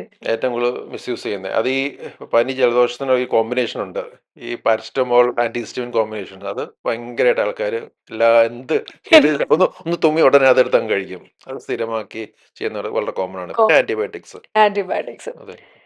Social media creating health anxiety. ഒരു സോഷ്യൽ മീഡിയ ഒരു ഹെൽത്ത് ആങ്സൈറ്റി നമുക്കിടയിൽ മീഡിയയുടെ സർവൈവൽ എന്ന് പറഞ്ഞാൽ ആൾക്കാരെ ടെൻസ്ഡ് ആക്കി അതിനെ ഷെയർ ചെയ്യിപ്പിച്ച് കൂടുതൽ ഡിസ്കസ് ചെയ്യിപ്പിക്കുക, എന്നാലേ അതിന് ആ ഒരു ലൈക്സ് ഇതൊക്കെ കൂടുതൽ എൻഗേജ്മെന്റ് കിട്ടുള്ളൂ. എൻഗേജ്മെന്റ് കിട്ടത്തുള്ളൂ. അപ്പോൾ definitely they will always create things in such a way. നല്ല സോഷ്യൽ മീഡിയ ക്രിയേറ്റേഴ്സ് എപ്പോഴും ആ ഒരു നെഗറ്റീവ് ന്യൂസാണ് കൂടുതലും പ്രൊജക്ട് ചെയ്യുന്നത്. കാരണം പോസിറ്റീവ് കാര്യങ്ങളാണെങ്കിൽ ആൾക്കാർ ഹാപ്പി ആയിട്ട് അതൊക്കെ അത് കേട്ട് അത് അവിടെ വെച്ചു. പക്ഷെ നെഗറ്റീവ് എന്ന് പറഞ്ഞാൽ അതെന്താണ് നെഗറ്റീവ് പറഞ്ഞാൽ പിന്നെ അവിടെ നിൽക്കത്തില്ല. ഹി വിൽ സ്റ്റാർട്ട് ഷെയറിങ്, അത് ആൾക്കാരെ ഡിസ്കസ് ചെയ്യും, അങ്ങനെ പലയിടത്ത് ഷെയർ പോകുന്നു, അങ്ങനെ അങ്ങ് സ്പ്രെഡ് ആകാൻ തുടങ്ങും. അതുകൊണ്ടാണ് പലപ്പോഴും നെഗറ്റീവ് തെറ്റാണെങ്കിൽ പോലും നെഗറ്റീവ് ന്യൂസ് ഭയങ്കരമായിട്ട് സ്പ്രെഡ് ചെയ്യുന്നത് കൊണ്ട് ആണ് പലപ്പോഴും നമ്മൾ ചുറ്റും നോക്കുമ്പോൾ ഒരുപാട് നെഗറ്റീവ്സ് റിയൽ ആയിരിക്കത്തില്ല. പക്ഷേ it will B circulating because of that. Circulation increase വരുന്നുണ്ട്. സർക്കുലേറ്റ് ചെയ്യുമ്പോൾ കാശ് വരും. കാശ് കൂടുതൽ കിട്ടുമ്പം ആൾക്കാർക്ക് നെഗറ്റീവ് കമൻസ് ഒന്നും ഒരു പ്രശ്നമുള്ള ഒരു നെഗറ്റീവ് കമന്റ്സ് ക്രിയേറ്റ് ചെയ്യുന്നതാണ് ഇപ്പോൾ ഒരു ട്രെൻഡ് പോലെ പലപ്പോഴും ഞാൻ ശ്രദ്ധിച്ചിട്ടുണ്ട്. People try to create negative comments. കാരണം നെഗറ്റീവ് കമന്റ്സ് വന്നാൽ അതിൻ്റെ അടിയിൽ പിന്നെ ഈ ഫ്രസ്ട്രേഷനുള്ള ആൾക്കാർ, ഈ സൈക്കോട്ടിക് ആൾക്കാരെല്ലാം അതിൻ്റെ അടിയിൽ കമന്റ് അടിക്കും. പിന്നെ അതോടെ ഓട്ടോമാറ്റിക്കലി അവരുടെ ആ പോസ്റ്റ് ഭയങ്കരമായിട്ട് സ്പ്രെഡ് ആവും. അതായത് ഹെൽത്തിലും അങ്ങനെയാണ്. ഒരു നെഗറ്റീവ് ഒരു സംഭവം പോസ്റ്റ് ചെയ്ത് കഴിഞ്ഞാൽ അതിൻ്റെ അടിയിൽ ഒരുപാട് കമന്റ്സ് വരാൻ തുടങ്ങും. കറക്റ്റായിട്ടുള്ളവർ കറക്റ്റ് ചെയ്യാൻ ശ്രമിക്കും, വേറെ ആൾക്കാർ അതിനെ എതിർക്കാൻ തുടങ്ങും. അപ്പോൾ ഭയങ്കര കോൺഫ്ലിക്ട്സ് വരും. ഈ കോൺഫ്ലിക്ട്സ് ആണല്ലോ പെട്ടെന്ന് സ്പ്രെഡ് ചെയ്യും. ആണ് correct. Are energy drinks safe? Yes or no? Energy drink മെജോറിറ്റിയും സേഫ് അല്ല. കാർബണേറ്റഡ് ഡ്രിങ്ക്സ് എന്നൊക്കെ പറഞ്ഞാൽ they are highly refined sugars high concentration ഉള്ളതല്ലേ. ഡെഫിനറ്റ്ലി അത് അൺഹെൽത്തി ആണ്. നമ്മൾ മാക്സിമം അതിനെ ഡിസ്കറേജ് ചെയ്യണം. പിന്നെ നമ്മൾ ഈ ഭയങ്കര വർക്ക് ചെയ്യുന്ന ആൾക്കാർ, ഹെവി മാനുവൽ വർക്കേഴ്സ് അല്ലെങ്കിൽ സ്പോർട്സ്മെൻ, ജസ്റ്റ് ടെമ്പററി ഒരു എനർജി കിട്ടാൻ വേണ്ടി ഉപയോഗിക്കാം. പക്ഷെ നമ്മൾ അല്ലാത്തൊരു ആൾക്കാർ അതൊരു വെറുതെ റിലാക്സ് ആയിട്ടിരിക്കുന്ന ആൾക്കാർ ഇങ്ങനെ ഇടയ്ക്കിടയ്ക്ക് സിപ്പ് ചെയ്യുന്നതൊക്കെ actually is not good for health. So sir, അടുത്ത ചോദ്യം ഇതാണ്: is alcohol a bigger health issue than smoking in Kerala? ഈ ആൽക്കഹോൾ എന്ന് പറഞ്ഞാൽ ഒരു വളരെ ഇന്റർമീഡിയൻ്റ് ആയിട്ട് വളരെ സ്മോൾ എമൗണ്ട് ആൽക്കഹോൾ കൺസ്യൂം ചെയ്ത് ആക്ച്വലി ബോഡിക്ക് അങ്ങനെ വലിയ പ്രശ്നം ഉണ്ടാകത്തില്ല. പക്ഷെ സ്മോക്ക് എന്ന് പറഞ്ഞാൽ ഒരു പുക വലിച്ചാലും അത് ബോഡിക്ക് ഹാംഫുൾ ആണ്. അതതിൻ്റെ ഡിഫറൻസ്. കാരണം ആൽക്കഹോൾ എന്ന് പറഞ്ഞാൽ ഒരു ചെറിയ small amount of alcohol taken once or twice a week. ഒരു small once or twice a week എന്ന് വെച്ച് കഴിഞ്ഞാൽ അത് ആക്ച്വലി അതിന് വലിയ എഫക്ട്സ് ഉണ്ടാവത്തില്ല. നമുക്ക് പ്രീഡിസ്പോസ് അസുഖങ്ങളൊന്നും ഇല്ലെങ്കിൽ നോർമലായിട്ട് ഒരു ഹെൽത്തി ഒരു ആൾക്കാർക്ക് അത് യൂഷ്വലി അതിനൊരു പ്രോബ്ലംസ് ഒന്നും ഉണ്ടാവത്തില്ല. അത് ഒരു പരിധി കൂടുതൽ അതിൻ്റെ ഫ്രീക്വൻസി അല്ലെങ്കിൽ എമൗണ്ട് കൂടുമ്പോൾ മാത്രമാണ് ആൽക്കഹോൾ പ്രോബ്ലം ആകുന്നത്. പക്ഷെ സ്മോക്കിംഗ് അങ്ങനെയല്ല. Smoking even one puff of smoke is harmful for the body. Sir, അടുത്ത ചോദ്യം: are Keralites actually health conscious? Keralites health conscious ആണ്. പക്ഷെ അവർക്ക് ഹെൽത്തിനെ കുറിച്ച് കിട്ടുന്ന ഇൻഫർമേഷൻസിൽ ഒരുപാട് കോൺട്രവേഴ്സീസ് ഉണ്ട്. കാരണം മോസ്റ്റ് ഓഫ് ടൈം ആൾക്കാർക്ക് കിട്ടുന്ന ഇൻഫർമേഷൻ പലപ്പോഴും തെറ്റായിരിക്കും. അതാണ് problem. They always want the best health. Keralites എപ്പോഴും ബെസ്റ്റ് ഹെൽത്ത് തേടി പോകുന്ന ആൾക്കാരാണ്.